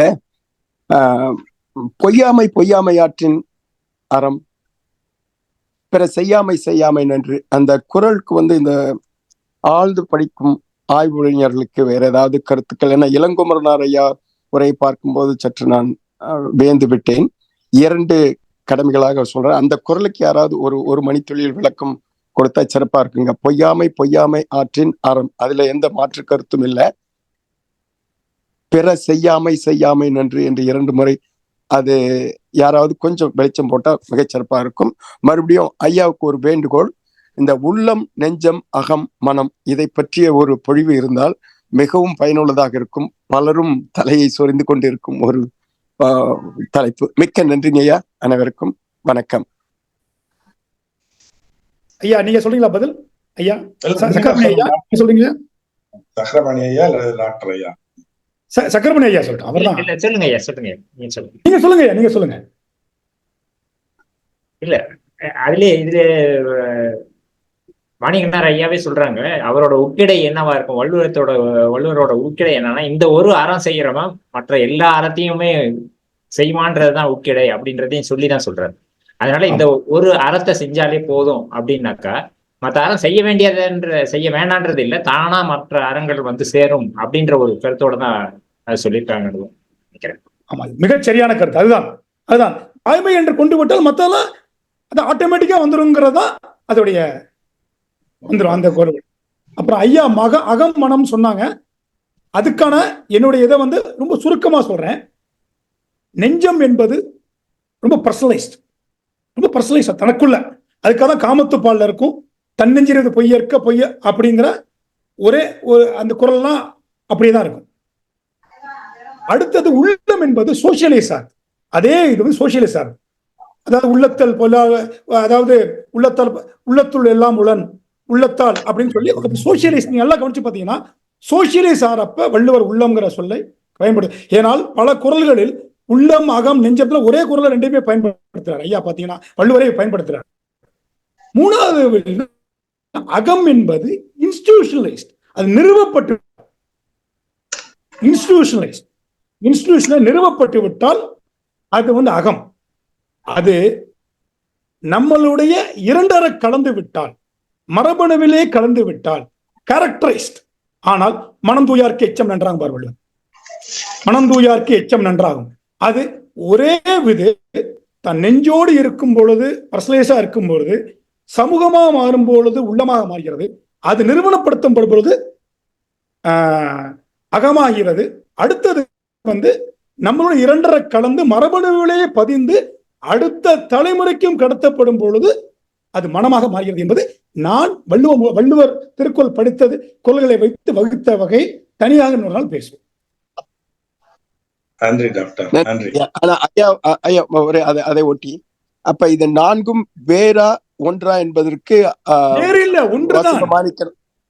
மாசுவம் அளிக்கிறார் அவர் சொல்லுங்க. இது நான் சொல்றது, அவர் சொல்ல வேண்டும். இது நான் சொல்வது. இதற்கு இது நல்லதோ கெட்டதோ திருப்பதியே சேரும். நன்றி. இல்ல அதாவது நல்லதாக இருந்தால் வள்ளுவத்தை சேரும், கெட்டதாக இருந்தால் திருப்பதியை சேரும். அடுத்தது வாங்க ஐயா. ராமநாதன் முத்தப்பன் கையை உயர்த்திருக்காங்க. வாங்க, சொல்லுங்க. வணக்கம் ஐயா. அதாவது ஒரு 12-13 வாரங்களாக மிகச் சிறப்பாக இந்த உரை தொடர்ந்து நடந்து கொண்டிருக்கிறது. அதை கேட்பதற்கு நல்ல வாய்ப்பு. இந்த பிரசன்டேஷன் ஸ்கில், அதாவது வந்து கருத்துக்கள், மாணிக்கனாருடைய கருத்துக்களை இன்றைய காலகட்டத்திலே அதை ரொம்ப அருமையா கடும் ஒரு முயற்சியோடு அந்த பிரசன்டேஷன் ஸ்கில் தான் நான் வியக்கக்கூடிய ஒரு இது. அது ரொம்ப அழகா திருப்பதி அவர்களும் ஒவ்வொரு வாரமும் பேசியவர்களும் பேசியிருக்காங்க. எனக்கு இன்னைக்கு இந்த உரையில இத யாரும் தொடல, எனக்கு ஒரு சின்ன ஒரு சந்தேகம் இருக்கு. அதுல இதுல என்ன வருதுன்னா, ஒரு இடத்துல அறிவு பசியாலும் ஆர்வ துடிப்பாலும் அமைதி இருப்பாலும் இலங்கையர் போல் வள்ளுவ அவையினர் தமிழகத்தின் பண்பு நிலையை பன்மடங்கு உயர்த்தி விட்டனர் என்பது காண யாருக்குத்தான் உவகை பூவாது அப்படின்னு ஒரு வரி வருது. இதுல இந்த இடத்துல எதுக்காக மாணிக்கனார் வந்து அறிவு பசியாலும் ஆர்வ துடிப்பாலும் அமைதி இருப்பாலும் இலங்கையர் போல் அப்படின்னு போட்டிருக்காருன்னு எனக்கு, நான் நூலை படிக்கும் போது அங்க ஒரு கேள்விக்குறி போட்டு அந்த கேள்விக்கு விடை காணாமல் நான் இன்னும் அது தொக்கி நிக்குது. அதுதான் நான் தெரிஞ்சுக்கிறேன். நான் முறைக்கு முயற்சிக்கிறேன். ஐயா வந்து முன்னாடி இருக்க அதிகாரங்கள், முன்னாடி இருக்க பகுதிகளில் இலங்கையில இருந்தும் பல பேர் வந்து ஆர்வமா கலந்துக்கிறாங்கன்னு சொல்லியிருக்காங்க. பல நாட்டுல இருந்து தமிழர்கள் வந்து இந்த கூட்டத்தை கலந்துக்கிட்டு இருக்காங்க அப்படின்னு ஐயா வந்து குறிப்பா சொல்றாங்க. அதாவது மிகுந்த ஆர்வத்தோடு இலங்கை நாட்டுல இருந்து பல நாடுகள்ல இருந்தும் பல அவையினர் வந்திருக்காங்கன்னு கற்பனையா சொல்றாங்க. அதோட தொடர்ச்சியா நான் நினைக்கிறேன். அவ்வளவுதான். அப்புறம் இன்னொன்னு, இந்த இதுல நான் ஒரு இடத்துல ரொம்ப ரசிச்ச ஒரு சொல்லாட்சி வந்து கோட்சேவை பத்தி சொல்லும் போது கொடுசே அப்படின்னு அதை தமிழ் படுத்தி இருப்பாங்க. அது மிகவும் பொருத்தமாக ஒரு கொடுமை செய்யக்கூடிய சேயாக பிறந்தவன் அப்படின்னு கூட நம்ம எடுத்துக்கலாம். கொடுசே அப்படின்னு கோட்சேயை வந்து அவங்க தமிழ் படுத்திய விதம் மிக ரசிக்கத்தக்க ஒரு சொல்லாக நான் பார்க்கிறேன். அதை அவை பகிர்ந்து மிக்க நன்றி. அதுக்கப்புறம் வந்து நீங்க முரண்பட்ட ஒரு இடம் வந்து நம்மோடு உரையாடுவது இல்லை, அது நாடக பாணி அப்படின்னு சொல்லி, அந்த மாதிரி இல்லை எண்டோபசி என்று நீங்கள் கருத்தை முன்வைத்தீர்கள். ஐயா சொன்னது வந்து நான் நினைக்கிறேன் சாலிலாக்கியத்தான் அவங்க வந்து நாடக பாணி அப்படின்னு, எண்டோபசிக்குள்ள அவங்க வரல, சாலிலாக்கின்னு சொல்லுவாங்க இல்லையா, அததான் நடைமுறை வழக்கு இல்லைன்னு சொல்றாங்க. அது வந்து நாடக முறையில சொல்றது, அவங்க சாலிலாக்கிய சொல்லியிருக்காங்க அப்படின்ற ஒரு இதை சொல்ல. ஏனென்றால் இந்த இடத்துல ஒரு முக்கியமான குறிப்பா வைக்கிறேன். ஏனென்றால் இந்த மொழியில பிரச்சனை வருது இல்ல, நம்ம மொழியை வந்து எப்பவுமே பேசுறோம் இல்ல வந்து எழுத்து அப்படிதான் நினைக்கிறோம். மொழி என்பது எந்த மொழியை சிந்திக்கிறோங்கிறதான் மொழி. சிந்தனை மொழி தான் ரொம்ப முக்கியமான விஷயம். ஏனென்றால் இப்ப பிறவியிலேயே செவித்திறன் இல்லாதவர்கள் வாய் பேச முடியாது. அப்ப அவங்களுக்கு மொழி இல்லைன்னு ஆகிறாது. நல்லா புரிந்து கொள்ள வேண்டும். அதனால் நான் ஆங்கிலத்துல படித்தாலும் எதுல படித்தாலும் எந்த மொழியில சிந்திக்கிறேங்கிற ஒரு இதுதான். நம்ம அதை பத்தி நம்ம எப்பவுமே இப்ப வந்து உணர்ச்சி பூர்வமா பேசுறோமே ஒழிய, நான் எத்தனை நூல் படித்தாலும் எந்த வேலை கட்டாலும் என்னுள் செலுத்துவதற்கு ஏதாவது ஒரு மொழி வாயிலாக தான், இல்ல பல மொழிகள் ஏதோ ஒரு வாயிலாக தான் நான் உள்ளே தக்க வைத்துக் கொள்ள முடியும். அந்த என்ன என்பதனை நான் வரையறுப்பதுதான் மிக முக்கியம். அதுல வந்து இந்த எண்டோபசிங்கிறது ரொம்ப ரொம்ப முக்கிய பங்காற்று. நம்மளுக்குள்ள ஒரு உரையாடல் நடத்திக்கிட்டே இருக்கிறது, பங்காற்றுது. இது நான் சொல்லல, நம்மளுடைய மூளையோடைய அடிப்படை அமைப்பு அப்படிதான் இருக்கு, அதோடைய சர்க்கியூட்டே அப்படிதான் இருக்குங்கிறது நான் முன்னாடி நானும் அதை ஏத்துக்கிறேன். அவங்க சொன்னது அந்த சாலிலாக்கிய அந்த இடத்துல அது இருக்கலாம். நான் வந்து அப்படி தனக்குள்ள பேசல இல்ல, தனக்குள்ள பேசிட்டு இருக்கிறோம். நான் வந்து மொழி அடுத்த கட்டத்துக்கு நம்ம சிந்திக்கணும்னு கொண்டு போகணும்னு நினைக்கிறேன். அவ்வளவுதான், முரண்படலை. அதற்கு இதுதான். நன்றி நன்றி நன்றி டாக்டர், நன்றி. ராமநாதன் முத்தப்பன் சொன்னாரு, குடிசை அப்படிங்கிற பெயர் ஒரு காயின் பண்ணிருக்காரு, அப்படி பெயர் கொடுத்திருக்காரு கோட்சேக்குன்ட்டு. ஒரு பழைய நினைவு ஒண்ணு வருது. சுவாமி விபுலானந்தர் ஒரு புத்தகம் எழுதினார், மதங்க சூளாமணி அப்படின்னு சொல்லி. ஷேக்ஸ்பியருடைய நாடகங்களை தமிழ்ல மொழிபெயர்த்திருப்பாரு, அதை அடிப்படையா வச்சு நாடகங்கள் எழுதியிருப்பாரு. ஜெகச்சிற்பியர், ஷேக்ஸ்பியருக்கு பேர் ஜெகச்சிற்பியர்னு வச்சிருப்பாரு, மேக்பத்துக்கு பேர் மகுபதினு வச்சிருப்பாரு. அதை இந்த இடத்துல பகிர்ந்து கொள்ளலாம் என்று நினைக்கிறேன். ஆனா ஐயா வந்து வேறொரு நூல்ல ஷேக்ஸ்பியரை வந்து செகப்பிரியர் என்பார், உலகத்தின் பிரியர், செகப்பிரியர் அப்படின்னு. அதாவது அந்த கருத்துக்களையும் அவர் உலகத்தை நேசிப்பவர் அப்படிங்கிற மாதிரி செகப்பிரியர் அப்படின்னு வச்சிருக்கோம். அருமை அருமை. அடுத்ததுங்க, வேற யாரும் பேசுறதுக்கு வந்து ஷேக்ஸ்பியர் ஸ்பியர் வந்து உலக உருண்டை ஸ்பியர் தானே, அதனால வந்து ஷேக்ஸ்பியர் வந்து ஜெகம்னு சொல்றது ஒரு பொருத்தமா தான், ஜெகப்பிரியர்னு சொல்றது கூட ஒரு பொருத்தமாக இருக்க வாய்ப்புகள் இருக்கு. ரொம்ப நன்றி ஐயா. அடுத்தது வேற யாரும் பேசுறதுக்கு கருத்துக்களை பகிர்ந்து கொள்ள விரும்புகிறீர்களா? முத்தப்பன், நீங்க ஏதோ சொல்லணும்னு தெரியப்பட்டீங்க. இந்த ஒரு இடத்துல வந்து செல்வத்துக்கும் ஊழுக்கும் தொடர்பு இருக்கு, அறிவுக்கும் ஊழுக்கும் ஓரளவு தொடர்பு உண்டு, ஒழுக்கத்துக்கும் ஊழுக்கும் நேரடி இயற்கை தொடர்பு இல்லை அப்படின்றாங்க. அதை கொஞ்சம் விரிக்க முடியுமா? அத போன நிகழ்வுல விரிவா பேசிட்டோம் முத்தப்பன் ராமநாதன். போன நிகழ்வுல அதை விரிவாக அஷ்ரஃப் ஐயாவும் நானும் வந்து அதை விரிவாக, ஏன்னா இதையும் கொண்டாந்து அங்க அந்த ஊழல் பேசுறதுனால இந்த பகுதியும் கொண்டாந்து அங்க வச்சுட்டோம். அதுக்காக தான் ஐயாவும் சக்கரை பண்ணி கடந்து போயிட்டாங்க. அதை போன தடவை பேசியாச்சுங்கிறதுனால நன்றி நன்றி. நான் ஒருவேளை அதை கவனிக்க தவறிவிட்டேன் போல. நன்றி. சரிங்க ஐயா. வேற யாரும் கருத்து கூற விரும்புகிறீர்களா? அப்படி இல்லைன்னா பாலு ஐயா உங்களுடைய கருத்துக்களை சொல்லி அடுத்தது நன்றி உரைக்கு வரலாம் ஐயா. மிக சிறப்பான உரைகள். இன்றைய உரை வந்து பொறியாளர் திரு சக்கரபாணி அவர்கள் வந்து வாய்மை நெஞ்சத்தை வந்து தன் உள்ள வாங்கி அது தன்னுடைய இதில் கருத்துக்களை கலந்து அவ்வளோ சிறப்பாக வந்து ஒரு சொல்லியிருக்காங்க. அதுக்கு அதன் கூட வந்து நம்மளுடைய மருத்துவர் ஐயா வந்து சுவிஸ் நாட்டில் இருக்காரு, இருந்தாலும் இரவு மணி 3 மணி இருந்தாலும் மதியம் 3 மணி இருந்தாலும் வந்து ரொம்ப சிறப்பாக தன்னுடைய படங்கள் மூலமும் அவரோட ஆர்வம் வந்து ரொம்ப பாராட்டுக்குரியது. என்ன ஒரு சிறப்பான பார்வைகள் பாருங்க. அதாவது அறிவியல் பார்வையும் சமுதாய பார்வையும் அரசியல் பார்வையும் திருக்குறள் வந்து இந்த சமுதாயத்தினுடைய அனைத்து பகுதிகளுக்கும், சோசியாலஜினுடைய பகுதி வந்து எல்லாமே இருக்கின்றன, அதனுடைய எல்லா பகுதிக்கும் இது போகணும் அப்படின்ற ஒரு ஆதங்கம் வந்து நமக்கு தெரியுது. கடைசியில் வந்து வாய்மை தான், மற்ற அதுதான் சப்செட், அது மற்ற எல்லாமே சப்செட் தான் அப்படின்றத வந்து ரொம்ப சிறப்பாக சொல்லியிருக்காங்க. இதில் வந்து எனக்கு ஒரே ஒரு கருத்து இருந்தது. இப்போ இந்த இலங்கையர் அப்படின்றது வந்து இலங்கு நூல் அப்படின்ற மாதிரி அந்த வார்த்தையில் வருமா அப்படின்னு எனக்கு ஒரு யோசனை இருந்தது. அது படிக்கும்போது அதை இலங்கையர்ன்றது வந்து அங்கிருந்து அந்த ஏன் அது மாதிரி சொல்ல வேண்டியிருக்கும்னு கூட நான் யோசித்தேன். இலங்கு நூல் அப்படின்ற வார்த்தையில் வந்திருக்குமான்னு கூட யோசிச்சுட்டு சரி கவினாச்சு. கடைசியில் நம்ம இவர் அதை கேட்டார். அதை மற்றபடி ரொம்ப சிறப்புங்க. இது வந்து இதில் தோய்ந்து இருக்கிறோம் நாம. இந்த சிறப்பு இதில் வந்து இந்த புத்தகத்தில் நிறைய வந்து சொற்கள்லாம் சிறப்பான சொற்கள்லாம் வருது. அந்த சொற்களை வச்சு நம்ம வந்து ஒரு நிகழ்ச்சி பண்ணணுமா, அல்லது நம்ம படங்களை வச்சு ஒரு குவிஸ் நடத்துறாரு பாருங்க நம்ம இவர் அஷ்ரஃப் ஐயா, அது போல வந்து இந்த வார்த்தைக்கு வந்து என்ன பொருள்னு ஒரு குவிஸே நடத்தலாமா அப்படின்னு கூட எனக்கு தோன்றியது. இப்ப இந்த உதாரணத்துக்கு ஒரு வார்த்தை சொல்ற பாருங்களேன். மெய்வேலி கட்டிக்கொண்டேன் அப்படின்றார். மெய்வேலி அது வந்து எந்த பொருளை சொல்லுது அப்படின்னு ஒரு கேட்கலாம் நாம இந்த குவிஸா இருந்ததுன்னா. அப்போ வந்து அது தொடர்பான செய்தி நமக்கு வந்து சேர்ந்துடும். மெய்வேலி, நான் வந்து பேரன்பினராய் நல்லூழாய் அப்படின்னு ஒரு ஒரு அருமையான சொற்றொடர்கள்லாம் வந்து எப்படிதான் வந்து இடையறா ஒழுக்கம், ஒழுக்கத்துக்கு பிரேக்லாம் போட முடியாது அப்படின்ற இடையறா ஒழுக்கம், இந்த மாதிரி வார்த்தைகளை வந்து இவருக்கே உரித்தான வார்த்தைகள், ஆழமான வார்த்தைகள். ஒரு வார்த்தைக்குள்ளார வந்து ஒரு இதுன்னு சொல்லுவாங்கல்ல, மைக்ரோன்னு சொல்லுவாங்க, அது ஒரு அதுக்குள்ளாரே ஒரு ப்ரோக்ராமே இருக்கும். மைக்ரோன்றது வந்து சாஃப்ட்வேர்ல ஒரு ப்ரோக்ராமே மைக்ரோல.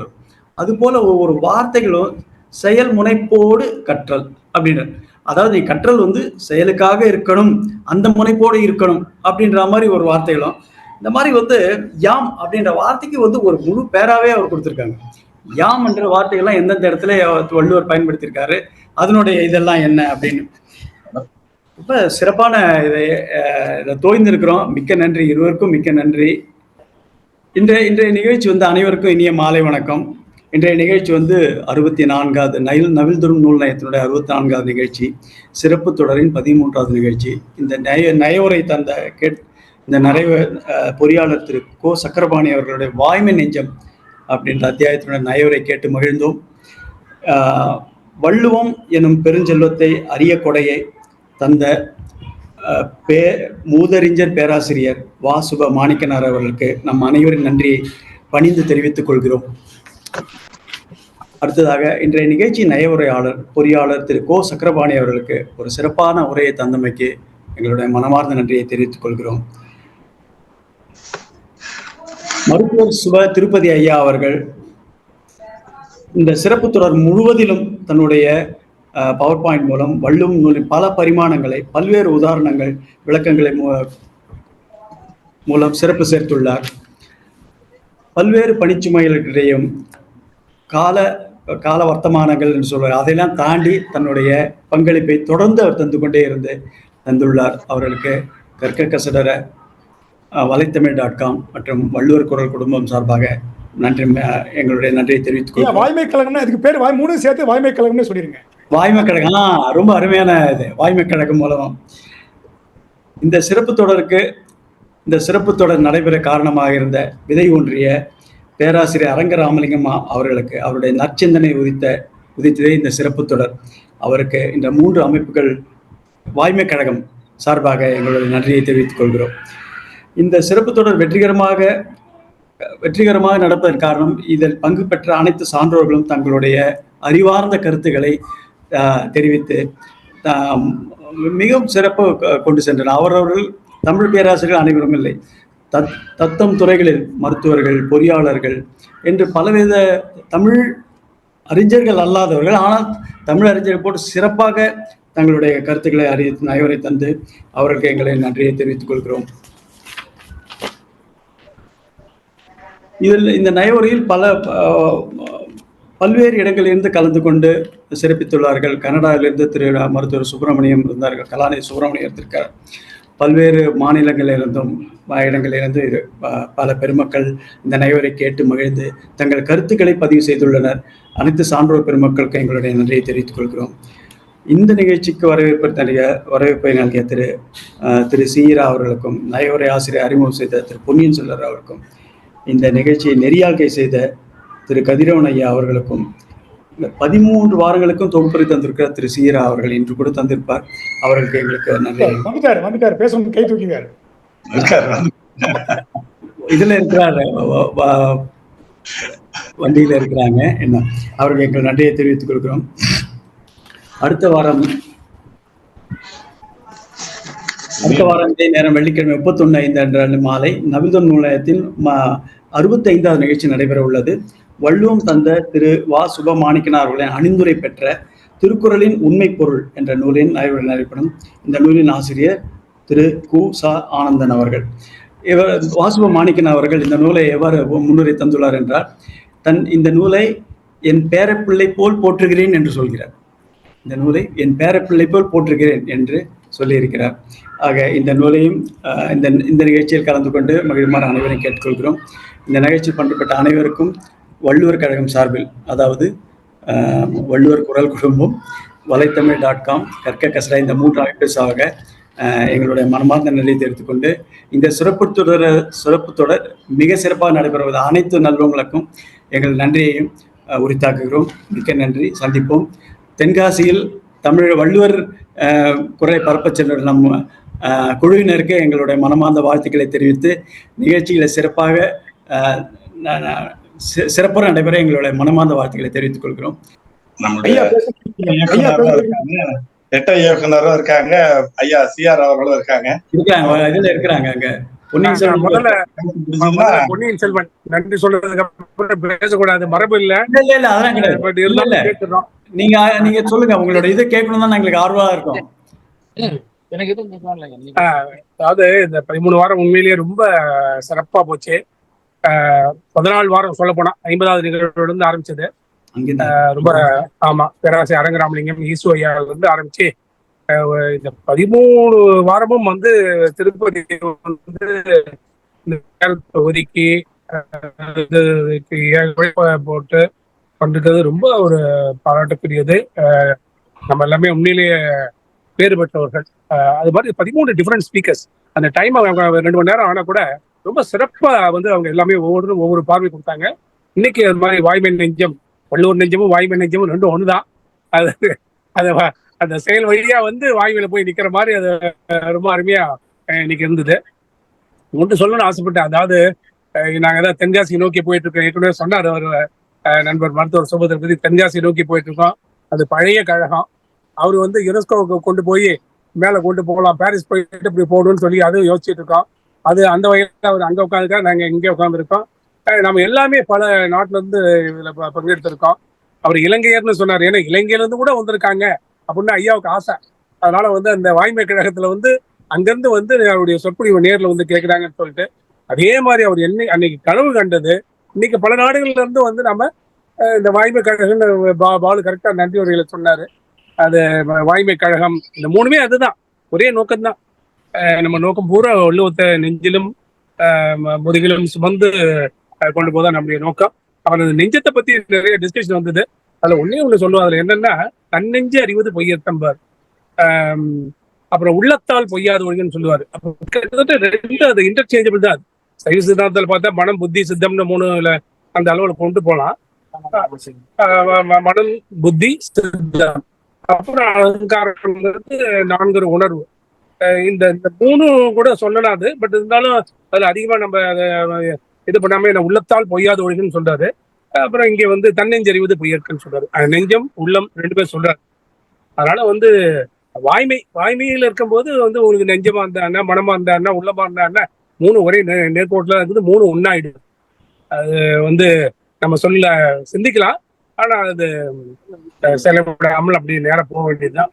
பொண்டி நீங்க ஏதோ இல்லைங்க, மிக்க மகிழ்ச்சி. நாங்க 13 வாரங்கள் வந்து இந்த மாதிரி பிரயாணிப்போம் நாங்க எதிர்பார்க்கல. தொடங்கும் போது வந்து ஒரு உத்வேகத்தில் தொடங்கணும். ஒவ்வொரு நிகழ்ச்சியும் மிகச்சிறப்பா அமைஞ்சது. மற்ற இது போன்று நம்ம ஒரு வாரம் நடத்துற மாதிரி மற்ற இயக்குனர்கள் மாதிரி வந்து நூல் அறிமுகம் செய்யறாங்க. பட் நம்மளுக்கு தான் பெஸ்ட் நான் ஃபீல் பண்ணேன். ஏன்னா ஒரு தடவை பேசிட்டு அடுத்து மறந்துடுறோம். திருப்பி நம்ம அதை வந்து செய்யறது இல்லை, அதை ரிவைஸ் பண்றது இல்லை, ஒரே கருத்து ரிப்பீட் ஆகுது நிறைய பாக்குறோம். பட் நம்ம நூல நிகழ்ச்சியில வந்து பாத்தீங்கன்னா ஒரு நூலை எப்படி அணுகணுமோ அது அணுகி சரியான நேரம் கொடுத்து அற்புதமா. நான் கூட கொஞ்சம் அவசரம் சொல்லுவேன். பட் ஆனா வந்து 2 மணி நேரம் வரைக்கும் எல்லாத்தையும் கடந்து அதை உணர வச்ச ஒரு நிகழ்ச்சியை நான் ஃபீல் பண்ணேன். உண்மையிலே நாங்களாம் மனம் நெகிழ்ந்து போயிட்டாங்க. ஏன்னா டோட்டலா மனித மாற்றத்துக்கு ஒரு அடிப்படையான குறிப்பு இந்த வள்ளுவத்தை உணர்ந்து கொள்வது. வள்ளுவம் என்பது மனித மாற்றத்துக்கு அடிப்படை. அதை நாம் இருக்கிறது வந்து எனக்கு என்னமோ நெகிழ்வான ஒரு தருணமா இருக்கு. நன்றி. எனக்கு இது தனியா பிளேலிஸ்டும் வந்து வலைத்தமிழ்ல இருக்குது. அதான் வந்து சுரேஷ் பாயிண்ட் அவுட் பண்ணிருக்காரு. வள்ளுவத்துக்குன்னு தனியா பிளேலிஸ்ட் போட்டு தமிழ் யூடியூப்ல இருக்குது. அதை எல்லாரும் அதை பயன்படுத்திக்கலாம். தொடர் வண்டியில போயிட்டு இருக்கோம். இது ஒரு தொடர் பயணம். வள்ளுவங்கிறது தொடர் பயணம் வந்து இது காமிக்கிறதா. சென்ற ஆண்டு பால் எல்லாம் போட வந்தீங்க, 2 பேரும் போட இருக்காரு. கூடுதல் ஸ்ட்ரென்த் தான். நன்றி, எல்லோருக்கும் நன்றி, மிக்க மகிழ்ச்சி. இந்த நிகழ்ச்சியில வந்து சிறப்புற ஒளிப்பதிவு தந்த திரு சுரேஷ் அவர்களுக்கும் மிக்க நன்றியை தெரிவித்துக் கொள்கிறோம். வலைத்தமிழ்.com சுரேஷ் அவர்களுக்கு எங்களுடைய மனமார்ந்த நன்றியை தெரிவித்துக் கொள்கிறோம்.